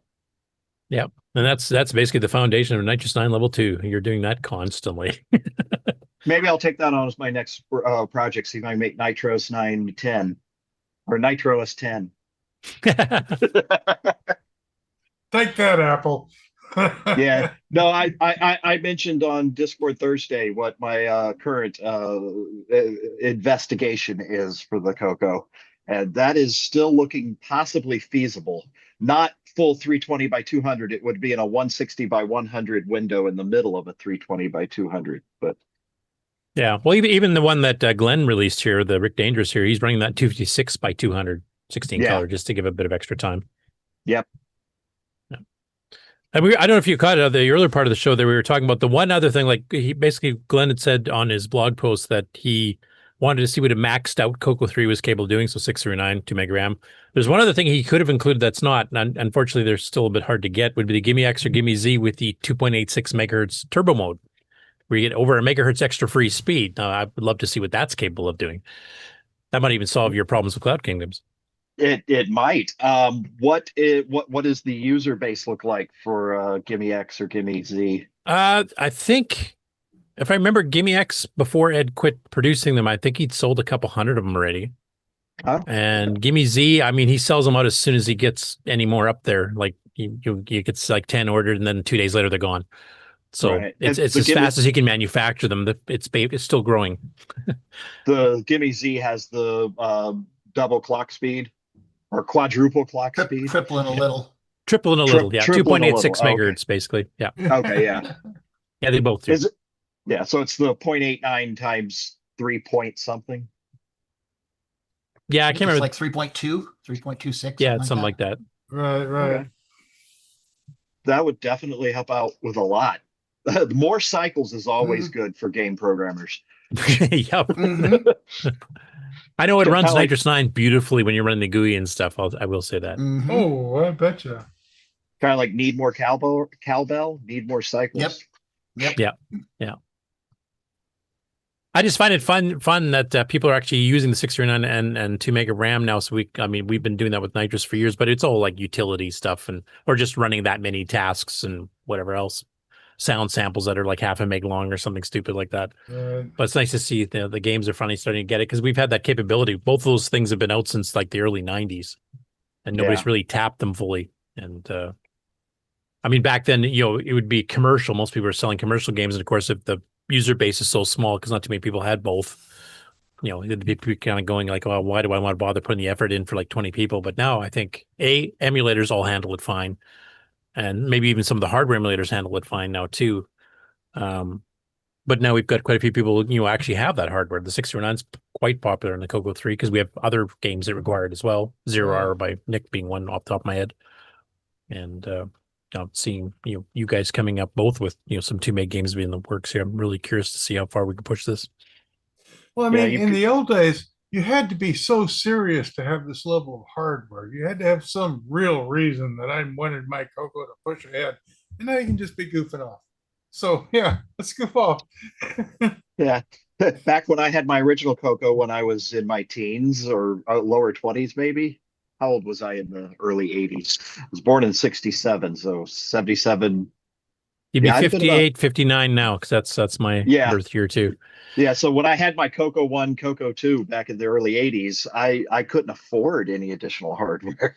No. And if you could, it was for business. You didn't play games on it. It was, I ran the Chromacom 80 BBS on a 300 baud one-line modem out of my bedroom. Yep. We ran a Coco 3 with 609 and 1 mega RAM at our work for a decade and a half. It ran printers and stuff. Didn't the space shuttle have either a Coco or at least a 6809? It did have 609. It did not have a Coco. Yeah, okay. There was a rumor about that, but no. Yeah, but it wasn't. That would have been even cooler, but no. It did have something running on a 6809 processor as part of the system. Yeah, well, the 6809 was an old-fashioned processor that didn't have microcode, and there were a couple of reasons why it would be good to chunk it up out of the atmosphere and let it cook in the solar rays and still work. So yeah, it had uses. Yeah. All right, thanks for joining us, Lee. I just noticed you popped on. So yeah, sorry I didn't join it earlier. I spent most of my day today helping my daughter get our laser engraver back up and running. Cool. Yeah. Will you be able to make it on next week for the final score results on Montezuma's Revenge, you think? Or I should be able to, yeah. Are you talking about Thursday or Saturday? I'm talking Saturday. I don't care what Sloopy. No, I'm just kidding. Ow. The love in this community. Love comes from light in the back. I can't get your heart all warm and fuzzy. That's a warm fuzzy there. Holy smokes.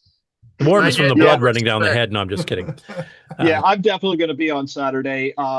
I probably can't be on for the whole 4 hours, but if you have an idea of about when the game on part of it, we will adjust to you. If you can come in at a certain time, let us know ahead of time, and we'll drop everything else and make sure you're usually it's in the first hour and a half. Today we went about an hour and a half with the we went acquisitions everywhere. and projects. We haven't even hit the news yet. It's 4 o'clock. A lot of people bought stuff. That's what took most of our first hour there. So as I told you on Thursday, we can move our schedule around to fit you. So yeah, exactly. Yeah. We've done interviews and stuff with other people that, have limited time, and we have no problem moving the rest of the show around to accommodate.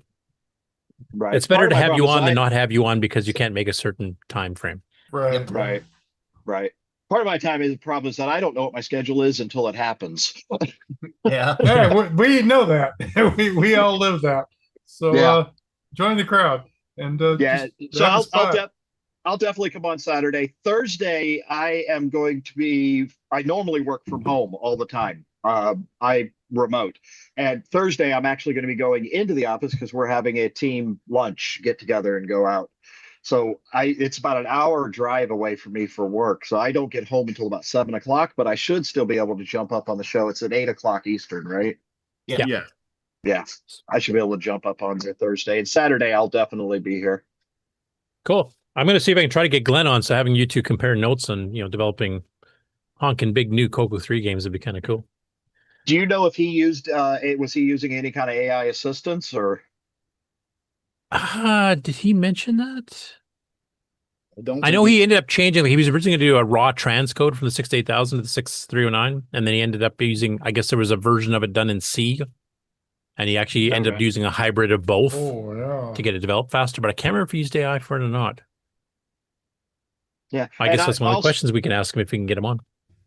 I did. I looked to see what time it was. I thought, oh, I've missed the show. And so I went up and started watching the recording from today's show. And I saw where y'all were talking about Montezuma's Revenge. And then I thought, hey, that's still live. It's still going on. And I jumped forward to here. But I heard where you were talking about, you thought I'd started it in February. February is when I started doing the reverse engineering of the Commodore 64 took the Commodore 64 binary and reverse engineered. Did you find it? Oh, okay. My daughter's been looking for a power cord for her laptop. She found it right after we ordered a new one on Amazon. Of course. No, you have a spare. That's how it works. But yeah, in February, I started reverse engineering the Commodore 64 binary using what is that, IDA? Anybody familiar with you? It's an application called IDA for reverse engineering binaries on Windows. No. Okay. Yep, that's pretty much the cornerstone of the security and reverse engineering community. Yeah, IDA Pro. There's another one, Gira, something. There's two big ones that are used a lot in the reverse from the engineering NSA. community. Ghidra, yeah. Yeah. I was using IDA or ISA, one of the, it's three letters, starts with an I. IDA. Yeah. Yeah. So I used that to initially reverse engineer the binary, and then there was a lot of by hand finding out where, nope, that tried to decode some data instead of code, and that didn't decode this and it should have been disassembled, and doing things by hand and heavily commenting it. It was probably about April that I got started actually working on starting to port that over to the Coco. And you did use AI Assist in your case, and you actually got it done like quite quickly. Yeah, very pretty quick. Yeah, obviously, I mean, I got it done already. I used AI assistance a lot to help with the reverse engineering and a lot to help with the coding of Montezuma's Revenge. As a matter of fact, I actually got Coco Claude that was familiar with Montezuma's Revenge code, and C64 Claude that was familiar with the reverse engineering on the Commodore 64, talking back and forth to each other to get information that the Coco Claude needed. So you're creating Terminator is what you're saying. No, I'm just kidding. hopefully very isolated to my environment. Okay, well, cool. I'm looking forward to I'm hoping I can get Glenn on. I don't know. He's been on the show a couple times before, but his time is kind of limited too. So yeah, it couldn't be the Terminator that had a 6502. Well, it would never taken over the world then, would it? Wasn't some of the assembly that came up on his display 6502? Yep. Yeah, I believe it was. The original Terminator movie. Yeah. That is pushing the 6502 beyond its limits. You think? It might have been the toe sensor or something. It might have been a 65816 or whatever that 16-bit version of the chip was. That's right. Yeah. Yeah. And not crippled at 2.8, megahertz like the 2GS was. Because that chip could run at 14, couldn't it, Mark? Not the original ones, but the ones they make now. The thing is, this Western Design Center is still making 65 CO2s and 65 C816s. Right, and they've refabbed it 27 times, right? Yeah, and it runs at 14 megahertz, and there are people that overclock them too. There's some boards for the Apple II that run at 16, 17 megahertz. Yeah, and we've got the GIME X and GIME Z up to 2.86 from 1.78, and that's a pretty nice jump too. So on the 6309, yep. VCC runs the processors at 75 megahertz, right? Oh, higher than that. I think some of them go up to 533 or something like that. Jeez, ludicrous speed. Exactly. Yeah, exactly. Now, is it possible to overclock the Coco to get it to run faster? Yeah. Especially the thing is your sound timing will be off. Don't even worry about using the cassette port because it'll be at some weird baud you're able to read or write anybody else's stuff. But yeah, we did it at work. You just replaced the clock crystal. And your monitors usually would blew up because if you start overdriving the monitor a bit too much, it would suddenly do a little pop and then you quit working. Because mainly the clock speed is also the video speed. Right. So if you want video out of your Coco, you can't overclock it. Unless you have a multi-sync monitor or a GIME X or something like that, then the video speed is not tied to the CPU speed because they aren't trying to do the shared RAM thing that the Coco did. Yeah, if you had a true multi-sync, like a NEC multi-sync 2 you or could one of push it those, up. then we pushed it up to like 2.5 megahertz, I think, from 1.78. At work, we kept it at 2 megahertz even, not 1.78, a little bit faster. But it still worked with the CM8. It would just shift the picture a bit left. You could never really redline the CPU, and as long as the video came off of the CoCo. And 3 megahertz rated 609s are actually pretty comfortable running at 4 or 5. Kevin Darling did that, and did that back in the early 90s fairly often, actually. But it would be like Sinclair. You needed a real multi-sync monitor. Mode, you know, you'd have to turn the video off, do your computations, and then turn the video back on. Yeah, on the neck you didn't though. It would just handle it. You'd throw whatever the heck speed you wanted at it. It could handle, you know, probably about a 4 or 5 megahertz just fine. It would just auto adjust the signal coming in. It would just work. I have one. I kept a NIC multisync 2 specifically for that purpose. Nice. So it sounds like that'd be good for like computations generally, but not so much for running a game faster if you really need video out. Right. Yeah. I mean, the easiest way to be use a GIME X and GIME Z because they do run the video out and you're still at 2.86. So you aren't dependent on the swap cycles where on the stock CoCo, half the cycle is the video, half the cycle is CPU, and you have to stay at the video speed to live. Yeah. And the GIME X and GIME Z, basically, because there's no dynamic RAM, those require static RAM to run at those speeds. So you don't have to do dynamic RAM refresh every time that the GIME used to do. So that's been changed over to allow it to just run code while keeping the video refresh exactly where it's supposed to be. It's also dual ported, isn't it? So we aren't just swapping cycles. Either side can read the RAM at any time. It's the way those are hooked up. Yeah. Alan, sorry, you had a comment there? I cut you off. Sorry. Well, it's, you know, if you really want to go faster, you just get a CoCo 3 FPGA and go 7 megahertz or 25 megahertz. What's the customer base on that? Probably pretty small, I guess. I don't know. Not that many from what I see in the mailing list. Yeah. I think the GIME X was probably the most popular. And if Alan could keep cranking out GIME Zs there, I think that might start picking up because there's, you know, better video output options to more modern monitors and stuff too. You don't just get the extra speed, you get a bunch of other extras with it too. So right. Oh, that just triggered a core memory. I think another reason why I kind of moved away from Cloud Kingdoms, one of the reasons I kind of lost a little motivation with it was because I was requiring a 6309 and 2 meg. I had the impression that then 3 years ago that the user base for it was going to be fairly small. I may have been wrong back then, and it may have increased quite a bit since then. So, well, 609s have been popular for a while because I mean, Power Boost and Nitrous 9 have been selling since their early 90s. Okay. Before it became commercial. 2 meg was a bit more rare because there was 1 meg for a while from Disto, and then 2 meg came out afterwards. And then multiple manufacturers, Boysen Tech, Cloud9, did 2 meg RAM upgrades. Unfortunately, I think only Cloud9 is still selling them now. Okay. But now you think probably a sizable portion of the community is 6309 and 2 meg? Yeah, I would say so. I can't give you an exact percentage of users that are that high, but also the fact that all 3 of the major emulators all run fine with it now. XROR, VCC, and MAME all work with 2 meg and 6309. So even people that don't have the physical hardware can run it on that if they had to.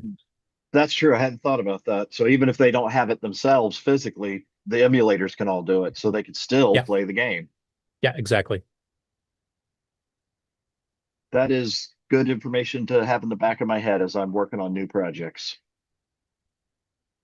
Yep. And like I said, hopefully we can get both you and Glenn on next week. That would be awesome to have 2 people who actually done development on that as a base platform. Mm-hmm. Okay, so should we go on to the regular news? I don't know if you want to fire up the little intro there, Mark. When you want the latest in TRS-80, Tandy, Dragon, MC-10, and all of their hardware cousins, no matter what it takes, or where news breaks, from around the world to your nation. The CoCoNation News with L. Curtis Boyle.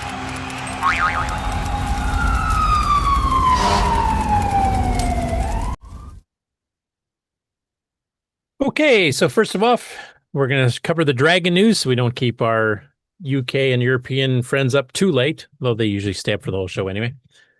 The first one, Dave Bernazzani has announced the latest version of Draco DS operating system.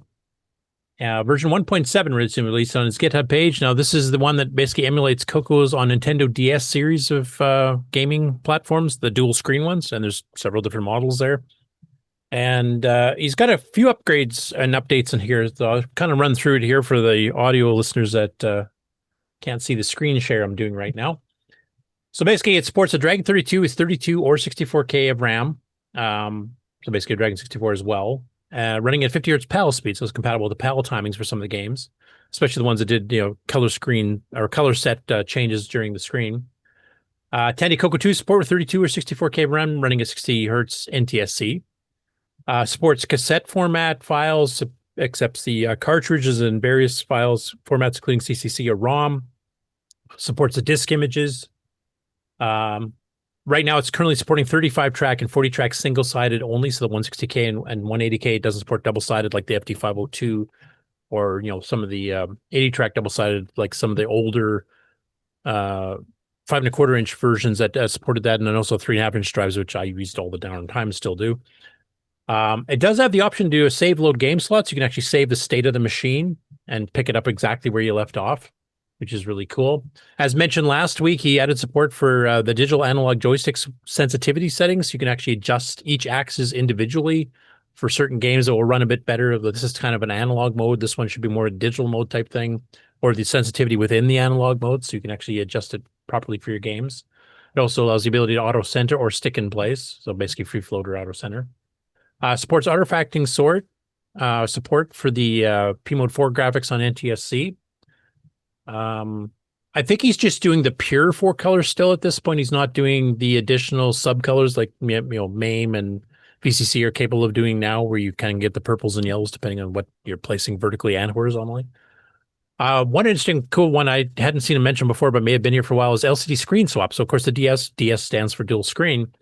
The way I've seen all the screenshots before is he's got the gameplay screen on the top one, and then he's got your keyboard controls or whatever in the bottom.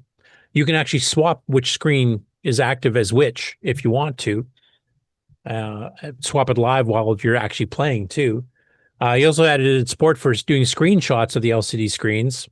So if you want to submit your game score challenges and you're playing on the Nintendo DS with Draco DS, go right ahead. Virtual keyboard style as to the machine you've picked. There's a default global machine, and you can override on a per game basis. So you can change the keyboard settings between programs that you're running if you find it, a certain layout's a little bit better than others. And he says full speed, full sound, and full frame rate, even on older DS hardware, which I know he had a bit of an issue with on earlier builds of Draco DS. He was mentioning that some of the oldest ones wouldn't be able to handle some of the timing, especially to get the sound right. And it sounds like all that stuff's been fixed. And if you've not seen it before, here's an example of the Draco DS running Chucky Egg. You can see the screen of the actual game on the top. You can see the virtual Dragon keyboard on the bottom. And you can actually play the game on a Nintendo DS. Or DS series, I guess I should say. So that's a free download from his GitHub too. Next step up, Erik Gundersen has been doing what originally was just an experiment to see if he can make an animation of a helicopter look like the classic Choplifter game that I believe first came out on the Apple II. And now he's kind of turning it into a full-fledged game because he keeps adding new features to it. This time he wasn't able to upload a video. He was getting Facebook refusing him letting him upload a video for some reason. It worked fine last week. And I know Facebook's been ticking me off lately too. But he did a screenshot here. So a couple of the updates he's done on this one, he's now upgraded the number of hostages in his demo up to full 32 hostages.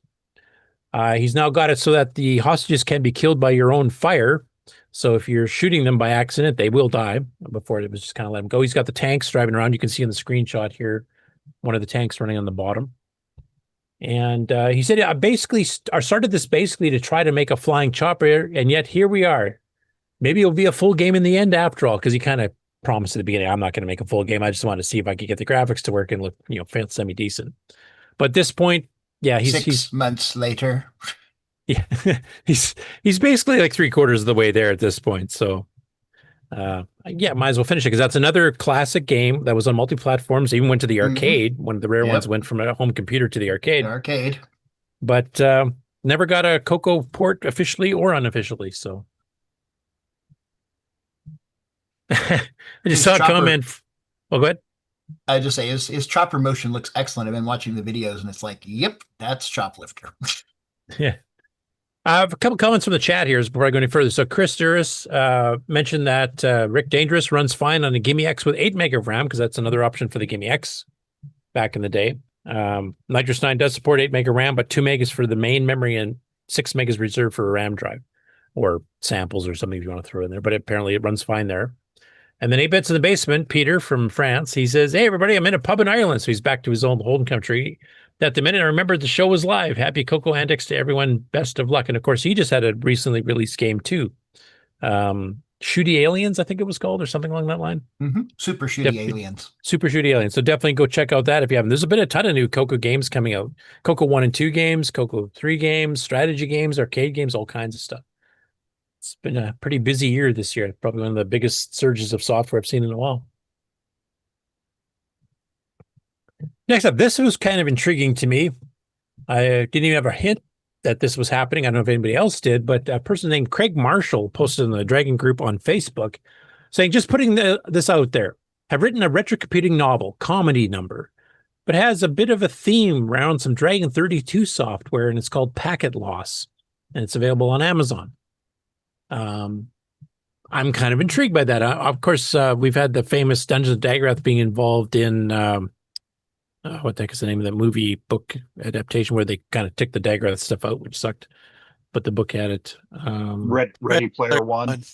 Yes, thank you. Ready Player One, where Daggorath was actually pretty integral in the book, but didn't appear in the movie at all. So kind of seeing a second book that's basing on some sort of dragon software. I'm kind of curious what that's about. So, and even the cover looks a little bit intriguing there too. I don't think it's going to zoom too well. A little bit. So we can bring it up here. Oh, yeah, whatever. And you can get a Kindle version too. I just got it last night. Have you had a chance to start reading it? Have you got any? No, haven't cracked it open yet. Bit of AI generated stuff there as usual, but there's a cat. Yeah. There's lots of cats in our show, so that makes sense. I want a more detailed zoom on that paper. I want to see what it says. I can just hover over this. I don't think I can zoom any further. Mark might be able to. He's got the digital copy. You could probably take a look and see if you can get any details out of that. Grab my iPad.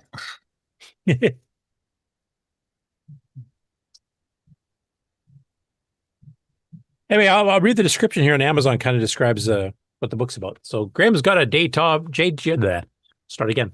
Graham's got a day job in IT, but his heart's still running on 8-bit.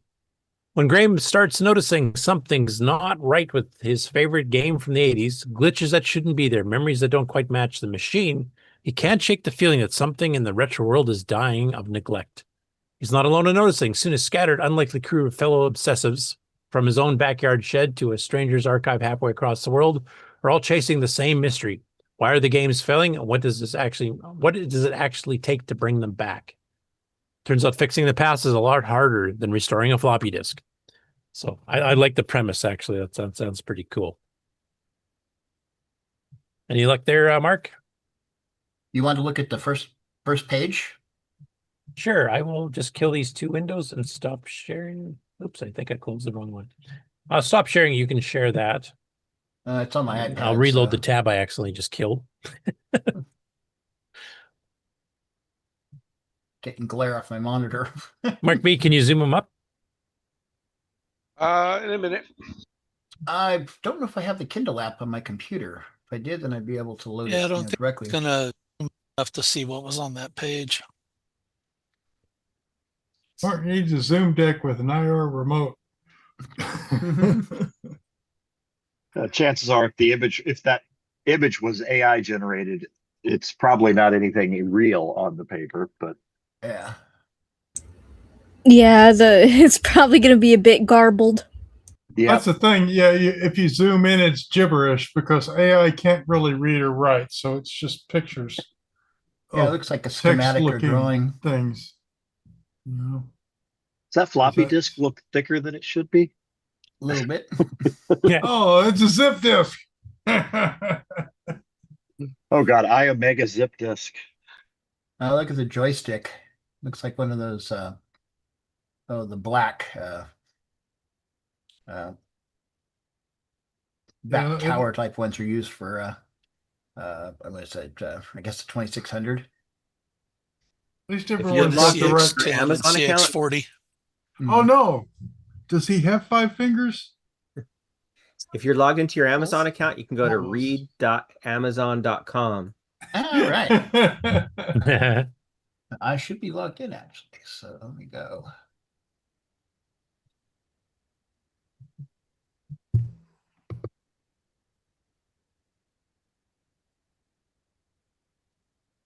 Oh, look at that. It's on my library.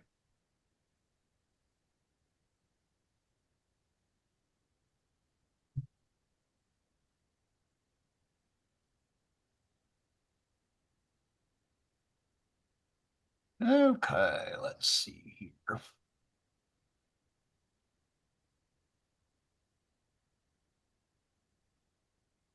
On the right screen, there we go. Yeah. Let's take the window. There we go.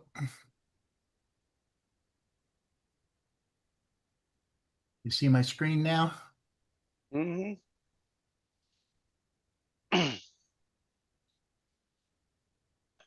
Yeah, I can't see now, unfortunately, but does that help at all? Unless you can zoom it. Packet loss is when Let's try something here. I try and put my hot chocolate in the cup from the packet, and I lose some. The web browser allows, expand. Oh, there's the magnifier. Nope, no, that's. Oh yeah, go with the plus. Plus it. Yeah, I'll control. Yeah, plus it won't it. let you do like a fit width versus the height of the screen it's being based on. Oh yeah, so it won't let you go bigger than. Control plus will try to expand it, and then the app goes, no, it used to be this No, size. it's too big. Just flip your monitor sideways. No, I'm just kidding. Yeah. Yeah, I have another question. How are all these people playing that game from behind the monitor? I think a cat's playing the game. That's Yeah. how AI They're just works. encouraging the cat Yes. on. There's a large window or mirror on the other side.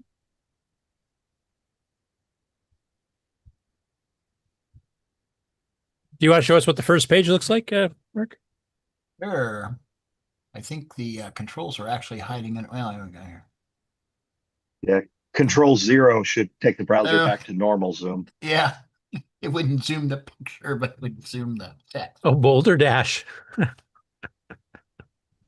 Are you breaking any kind of law by showing this? Not if we just show you a preview. It's kind of like a review, right? You Yep. show like one page or a cover or Yeah, something. we're reviewing this. They're knocking on my door right now. Well, as long as you take the hit for it, that's fine. Yeah, right. You got a cash and you're in a warm locale, so go for it. Part-time nerd, part-time IT guy. Are those two exclusive? No, not for a lot of people. No, you got to do both of them to get by. Aren't they both full time? Well, yeah, they're both technically 8 hours each, but they're part-time.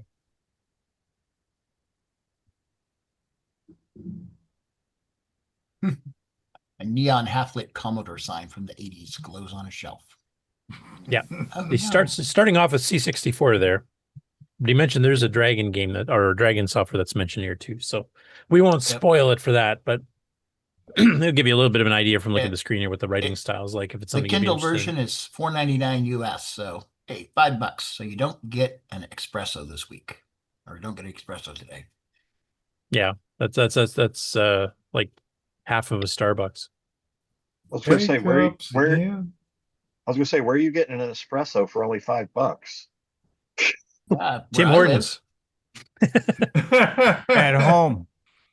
Timmy's. We have a pretty decent place just in a little town. I live in a town with 1,200 people, and we've got an espresso place that's like $5.50. Yeah. Nice.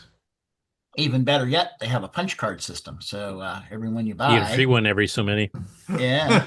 Yeah. So it's like the punch card is got 9 slots, and a lot of times they give you a free one. They give you a punch when you first buy it. So Double espresso on Monday. Yeah. Yeah, Monday's when you need them. So yeah. Hi, well, thanks for sharing that, Mark. I don't want to leave this up too long here, in case we start getting complaints. No problem. But okay, let's share this back again. And the last dragon one I got here is a video by a YouTube channel called Fallen Tech, and it's basically a 37-minute long video titled "What Happened to the Dragon 32, the Welsh computer that lost the software war," where they're going and basically explaining that aside from the VDG, which was a little bit old even at the time the Coco came out, never mind the Dragon, that the platform with the 6809 was quite advanced. The keyboard was one of the best in the market at the time. What kind of a dragon is that pictured? That's a AI generated dragon for sure. Right. Mm-hmm. I like the break space key at the bottom. Just yeah, because that was like common. The the escape break key, the space, tab yeah. key, the caps lock key. Yeah. Mm-hmm. Now the actual video is better because they actually show pictures of real dragons. They've also shown some other computers as they're going through, but Oh yeah, I saw the factory in there. It's pretty yeah, cool. it kind of goes in through the history of Metoy when they actually decided to get into modern stuff because kids weren't buying little cars anymore, like the Hot Wheels type stuff in the States and Canada. So I'll play a little bit at the beginning to kind of get a feel for the video, but he actually goes into some details and he's basically explaining that the hardware was probably the right thing. It was doing really well the first Christmas, especially. It was one of the top sellers actually at the time. And then the software just couldn't catch up. And then the VDG was also a bit of a problem because once the C64 and some other bigger, hardware machines for gaming in particular came out, it was really hard to compete with a 4-color nuclear green screen game. Because of course they didn't get the artifact colors that we got in NTSC land, which actually made the games look a little bit more competitive. Yeah. So I'll play a little bit at the beginning here so you can get a feel for it, but definitely go check out the video. I found it pretty interesting.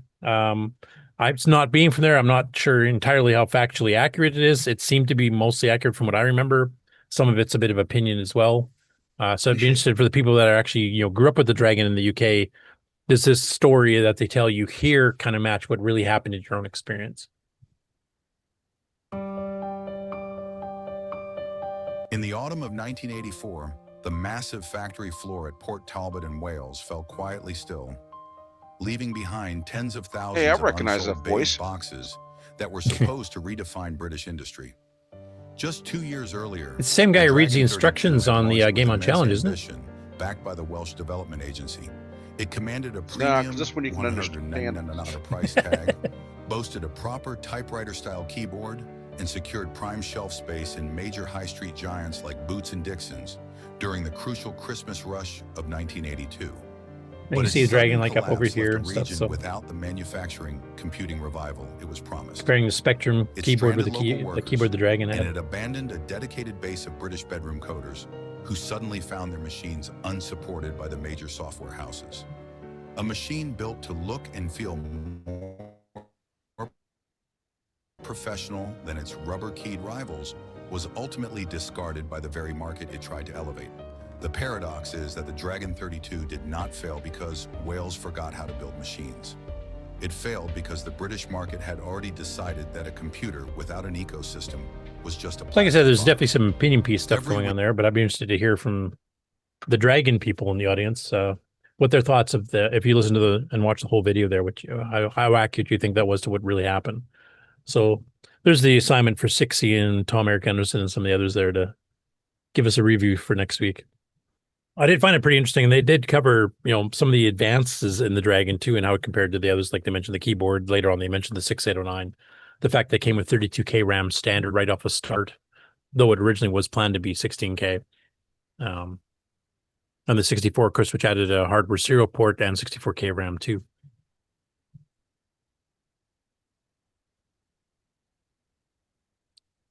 Okay. Next up, Erico Monteiro posted on Facebook Coco group that is Open Pilantra random story generator, which we've shown on the show a few times. Henry Strickland's used it for demos at some of the shows he's attended, which is basically a random story generator with animated semi-graphics 4, like basically the low-res set reset style graphics, which looks really cool. Paul Cunningham, whom I'm surprised actually wasn't on the show today, but he actually wrote a description of how it works and how to make your own stories. So you can actually kind of control the plot, and he's got a link directly to where you can get the instructions for doing this with full directions on how to do it and list of the characters, etc. and how to set them all up. So if you want to actually use some of these animations that Erico has done and actually write your own little script and then create your own little animated story, this is how to do it, and full instructions on how to do it, samples, etc. So thanks, Paul, for doing that. Erico obviously was pretty thankful for that coming out too. Saves him having to do something like this. But I'd be interested to see what people come up with. Maybe even add some more animations, etc. Anyway, there's their GitHub link directly to the manual itself, and you can get that also off the show notes on the Coco Discord. Open Pilantra. Erico also posted an animated GIF update for his tank game, which we've shown the last couple of weeks, and actually he was doing some live coding last week here. But he's got a lot of the enemies. So he's still got the basic 3 tanks that are driving around. That's the blue tanks here, here, and here. But the GIF actually shows a lot of the animated enemies that are going around at the same time. And this is written in Micro Games Basic, the same language that Melly's using for her Pong game. This is a Coco 1 and 2 game, of course, but with artifact colors, etc. But it's looking pretty interesting, too. Interesting to see where this is going to end up. But once again, another new game development. We got so much going on right now, game-wise and software development-wise in the Coco. It's kind of like a renaissance in a way.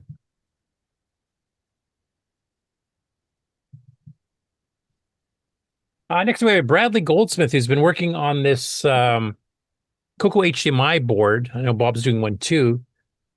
He's now added support where you have a little switch on it. You can click, and no matter what Coco you got hooked up to, it's a Coco 1, a Coco 2, a Coco 3, whether it has a T1 VDG or the regular VDG, if you hit the switch in the back, it'll reinterpolate what it's sending to the HDMI port to go to the proper lowercase that the T1 had, or between the uppercase inverse video that the original VDG had. So that's one of the features he's added to this board. He has said he's also finally got sound support working properly today after a solid week of work. He said that was harder than getting the video support to work properly. Had motorboarding issues that had me running between hardware and firmware being the culprit. He said nearly ready now, and he's planning on making this a commercial product, as he mentions in the comments. Have some palette tweaks to do, and then it's ready for beta testing by some people I know with more Cocos than sense, which I think applies to pretty well all of us. But cool that there's multiple HDMI adapters here, and he's actually supporting sound on it. I don't know if he's kind of doing the cheat like we were mentioning earlier in the show that Retro Hack Shack did, for example, to get the sound without having to pay those exorbitant, HDMI licensing fees for the honor of, putting sound through it. But it definitely looks good. And I like the fact he's adding some features here that even a Coco 1 will be able to support with 4K RAM, and you can suddenly have a T1 VDG in your Coco 1, which is kind of cool.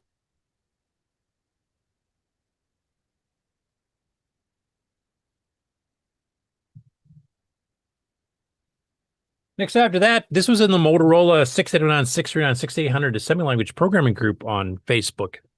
And the reason I'm bringing it up here, and you can see it's kind of a homemade board, but Martin Gren made a homemade 689 computer, but he used Claude to help get it up and running, and it actually is booting Flex from an SD card. And he's got some various pictures of it here, but yeah, Claude definitely seems to think I'd be one of the favorites for doing development. And I don't know if he used Claude just for the software to get the Flex part to boot, or if that's part of the hardware design as well. And it has a real-time clock. Well, then I'm sold. Battery backed, real-time I was just going to say that's the battery right there.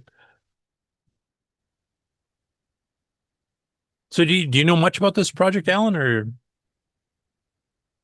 Not at all. I just read it off the screen when you had it up there. Oh, okay. I thought maybe you had some insider knowledge there. So is that really for the real-time clock, or is that just keeping the memory going? Well, it said battery-backed RTC on the thing that Curtis was showing earlier.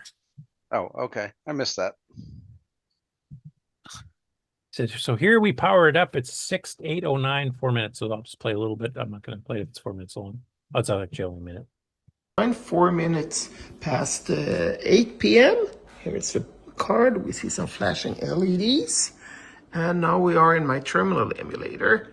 So here we verify the status of the SD card. And it looks good. We do directory, which lists it in FAT format. Looks good as well. Now we're ready to boot it. So we boot it up.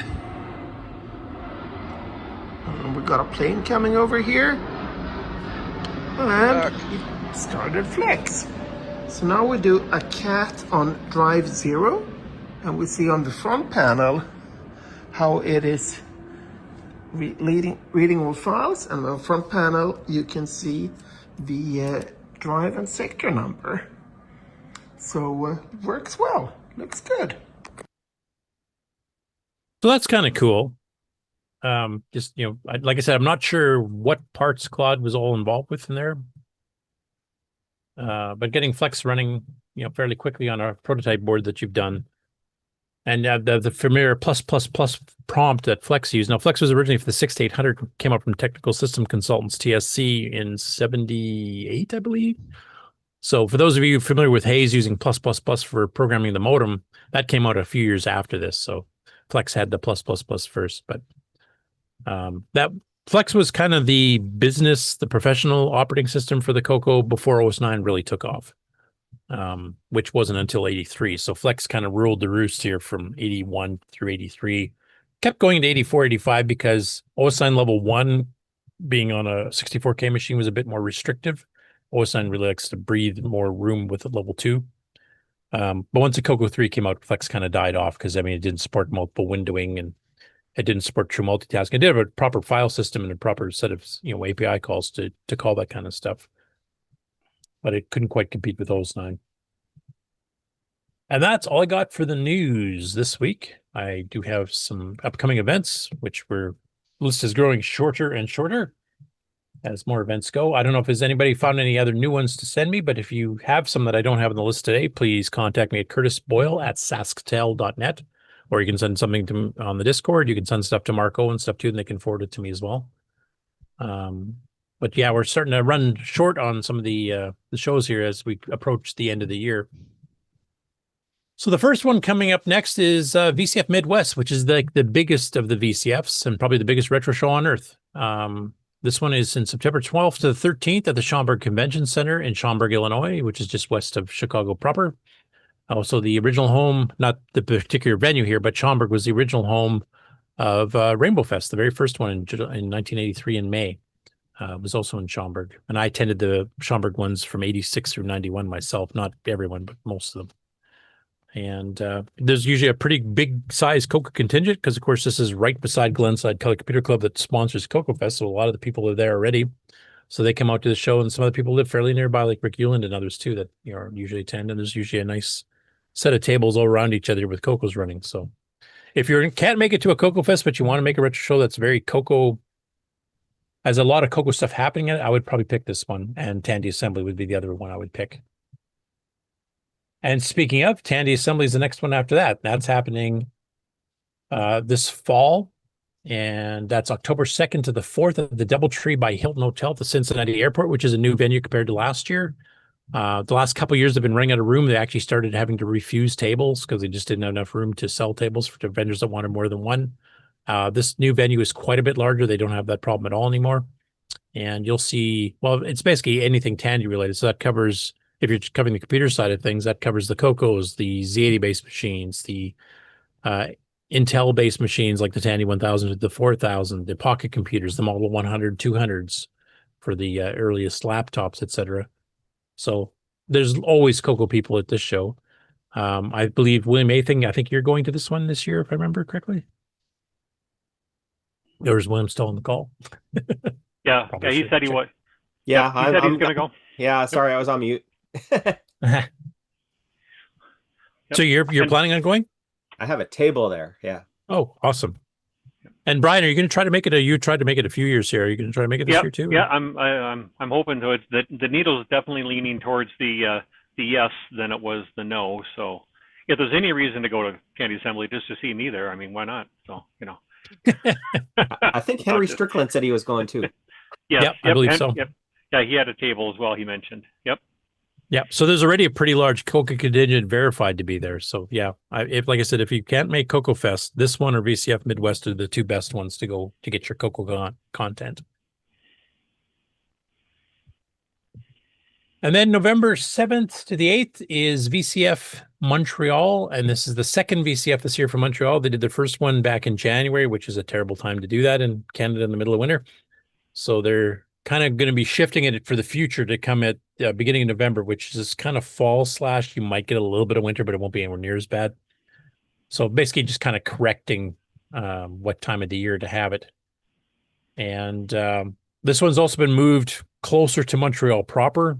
The previous one was actually on, I think, an old military base or a teaching facility or something like that. It was about 20 miles out of town. This one's actually like pretty close right to Montreal itself. So if you want to tour Montreal, which has a lot of history, it's been around since the 1600s. There's a lot of stuff to do there. And we've had some Coco people in the area that have been there before, and hopefully we'll be there again. Jim Gary gave presentations there last year, for example. Sockmaster attended for a day. And there's a few others that live around there too. Hoping some of the others that are not too far away from Ottawa and stuff like Alan DeCock might be able to make it. But it should be a pretty cool show. I know the last one here in January actually had over 500 people at it and a lot of presentations and a fair number of tables and stuff too. So it was a pretty successful show for the very first run of trying it. And I think Ken Waters actually has mentioned Canadian Retro Things that he might be able to attend this year too. So that'd be cool.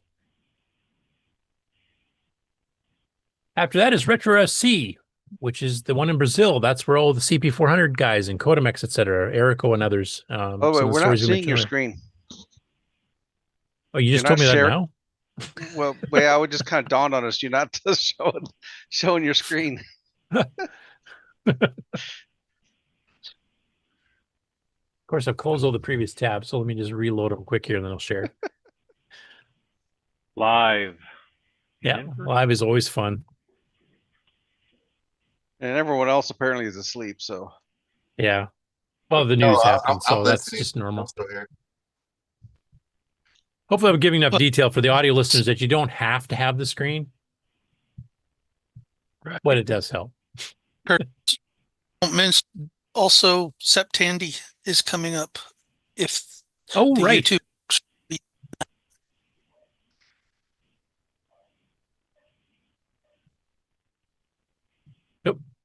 kind of broke up there. I don't know if that was me or somebody. Or that was Alan. No, that was Alan.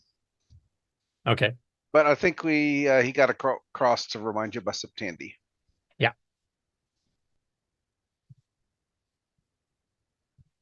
Just barely enough syllables.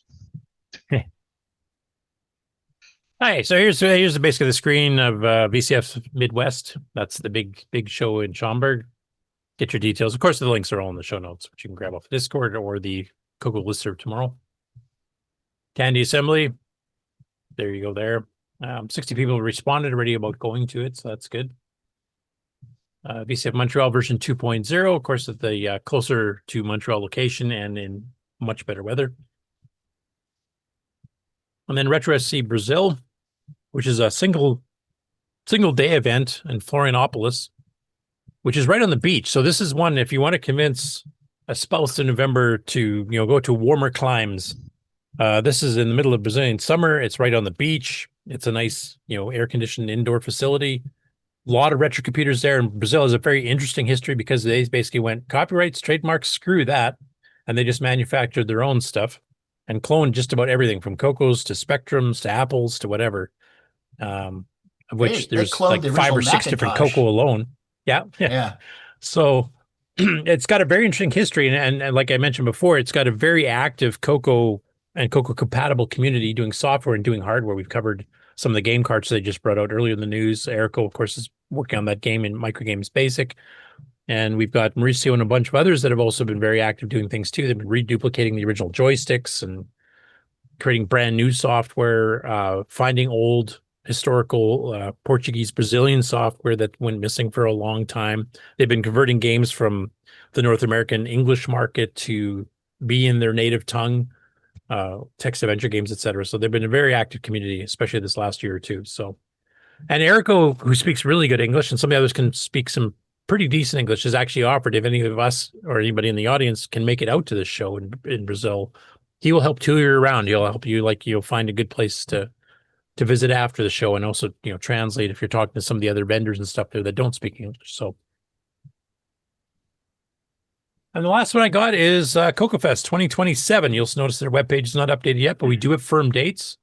That's May 14th to the 15th. I do know, was it Brian Weiser that mentioned that the cost for the club to rent the hotel has gone up about $200-250. So they're hoping to get some more items donated to help cover the cost of that for the Coco auction. So I wanted to hype that up. Also, too, here, probably in the next 2 weeks, you'll see a post about hotel rooms being available. That Okay, the blocks room should be available for people to start booking their room if they wanted to. Yeah, this website's supposed to be updated next week. Okay, cool. And then, as was mentioned by Alan earlier, Septandy, which has been a tradition for what, 4 or 5 years now, I think, on YouTube. So a bunch of people do something like that. Yeah, a bunch of people do basically Tandy related videos, and that doesn't have to be Tandy computers. That could be Tandy anything. That could be, you know, the rail car system they had in Fort Worth. It could be, you know, some of the realistic stereo systems, whatever else. But basically anything Tandy related. And of course, us being Coco people, that we generally tend to cover the Coco series of computers, or even some of the other ones too, the MC10s and, you know, all the other ones I mentioned, that Tandy assembly too. So basically, look out for those. I'll be trying to catch as many as I can to cover in the news that are Coco related. But if you have a broader Tandy interest in that, feel free to just check it out. Just do a search for hashtag Septandy and you'll find a ton of stuff. Tandy leather. That's what I was going to mention was hashtag Septandy is the convention to find anyone's posts about that on YouTube during that time. Okay, cool. So that's all I have for the upcoming events. If I'm missing any, like I said before, just email me or send me a message on the Coco Discord or send it to Mark Overholzer or Mark Bosley and some others, and they can forward that to me too. I did want to touch on one thing here since we have Lee still on the show. I hope he's still on. I can't see him on the screen at the moment. But we have a question from Tom Erik Gundersen in the chat. And of course, he's doing the Choplifter game. He said, Lee mentioned Coco Claude when talking about his game development. Is that a special Coco AI model inside of Claude? Could he talk a little more about that? I am still here. I assume my mic is still working. Yep, we hear you. Yeah, I was using Claude Code, which is the terminal application, and the model I was using was Anthropic's Opus 5 for a lot of the development. So did you set it up with like skills or agent definitions that were specific to the Coco and specific to the 6502? I had not, no. The skills are something I'm just starting to try to learn and get into. I'm developing some skills for work and all that I'm using, and I will probably start developing some skills specific to the Coco. But at the moment, no, I don't have any specific skills set up for that. Cool. I think that covered what Tom Erik Gundersen was asking about. Was there he said thanks. Something so specific? Yeah. Yeah, and Claude definitely seems to be far and away the most common one and the most used for the Coco type stuff, because we have seen multiple people using that. Paul Cunningham has used it. Lee has used it. I believe Glenn Hewlett's used it a little bit. What's the other guy who kind of did the start where he did a couple of 09 games based on, he's got some other stuff currently going. He's doing the Ladybug transcode style thing. We covered a few weeks ago. He's using it extensively as well. And William Mathing, I think, have you fiddled with it as well? Or yeah, I'm using Claude as well. Yeah. So hopefully that covers everything you needed to know there, Tom. And it might help you finish your Choplifter game. Who knows? I do have a question. Oh, I'm sorry. I do have a question for Mark Overholzer. Have we thrown around a date for a virtual CoCoFEST at all yet? A virtual CoCoFEST? Oh, not. I mean, the one that we do, kind of in the winter at all. I didn't know if we. Yeah, January. No, usually the end of January is a good time. Yeah, I'm still trying to get my system back together so it can stream good, because I had a bad time when I was doing Paul stuff. And we're trying to get the AI coding team together. So no, I just know that sometimes you and Jim work on that on the side before it gets announced. I didn't know if there's any work on that yet or not. Okay, not yet, no worries. But it's about that time of year to start thinking about it. So I was not aware of a virtual CoCoFEST. That sounds interesting. So let's go ahead and put that in the upcoming events so we can keep nagging Marco about it. Yeah, Mark, if you give me some dates there, I'll put that in there. For Lee, we've been doing that since COVID, basically. We had virtual fest because we had to cancel CoCoFEST. So everybody that was going to be doing presentations at the physical show did them virtually. And then we decided, we got a lot of people from out of the continent, the other side of the world, that just can't make it to a CoCoFEST, they can't afford it or whatever. And now we do a virtual one every year, basically, so that we can have presentations and kind of learn stuff, from parts of the world that just can't make it to the physical one. And if you think our weekly show is long, yeah, well, this puppy, yeah, it's streaming all day on Saturday and Sunday, basically, is what you're looking at. At least all day Saturday. For example, I mean, if you get proficient using Claude and stuff like that, you could do a presentation on how you use Claude to your game development. I mean, that would fit right in perfectly. Yeah. April CoCoFEST this year, I was approached and asked if I would do a AI speech on how I'm using AI for development at next 2027 CoCoFEST. Yeah, so if I can have something together by the end of January, I can give it a pre-run on virtual CoCoFEST. Exactly right. There's your practice run. Is the virtual fest. Yeah. And in fact, if enough of you that are using it, like Paul Cunningham, yourself, and some of the others, actually, if several of you are attending, you might even do a roundtable discussion on it as a group. Yep, that would be interesting. That'd be a good follow-up. Yeah, it's definitely been pretty. It's a great tool. I've been using it for rubber ducking now. Awesome. It's so much easier to find issues in my code.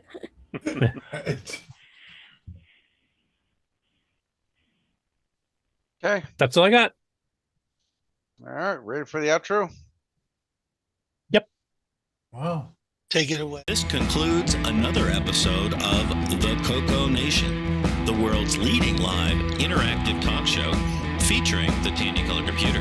For all things the CoCoNation, visit us on the web at thecoconation.com. We'd love to hear from you.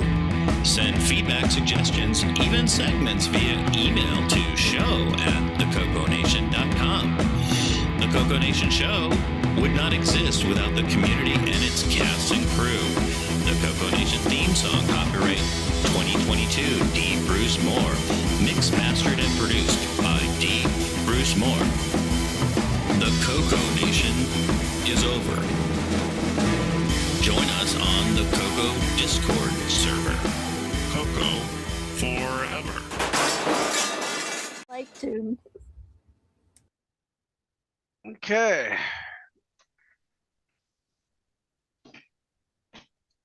Okay, I guess that's it. So we'll be around next week. So bye-bye, everybody. Bye.